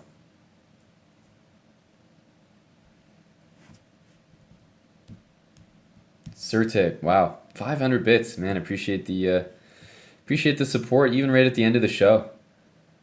I hope you've been here for the whole time, or at least a good part of it. How late is it at my place? It's only 3:30 p.m. So I'm in Calgary right now, in Canada. PH Bridge, Eric might be streaming today. I'm not sure, but I don't have any plans to stream on the Chess.com channel, at least on a schedule today. Might do some late night stuff if I'm feeling it, but I also got some work to do today, so you know, stream 3 hours here, and I'll be doing Subscriber Sunday all day tomorrow, so pretty busy. Pretty busy. I'm a subscriber, but I'm also on massive tilt. I'll wait until next time you're playing. Colonel Duff, that sounds admirable. That's fair enough. Okay, you don't want to keep going on the tilt train. You want to get off that ASAP. In the Netherlands, yeah, okay, it's late in the Netherlands, that's right. Well, thanks for tuning in, even close to midnight in the Netherlands. Rotterdam, that's nice. That's where Robin was going to school. He was studying in Rotterdam. So yeah, I think then it looks like we got through most of the subscribers. Made sure we got everyone a game who needed one, and thanks for watching, guys. I think we'll leave it there for now. That was a pretty good show. This is going to be a regular show on Chess.com right here on this channel. So just tune in every week on Saturday, pretty much around the same time that this show started. I think 12 Pacific is the official announcement. So thanks for watching, guys. We're going to go raid Gold Dust Tori right now, and it probably won't look any different because you got a purple layout here, and you're about to go get a purple layout there. So that's the plan, guys. Go check out Tori's stream, and I appreciate everyone watching, supporting, and playing today. Take care, guys. Thanks for watching, and bye for now.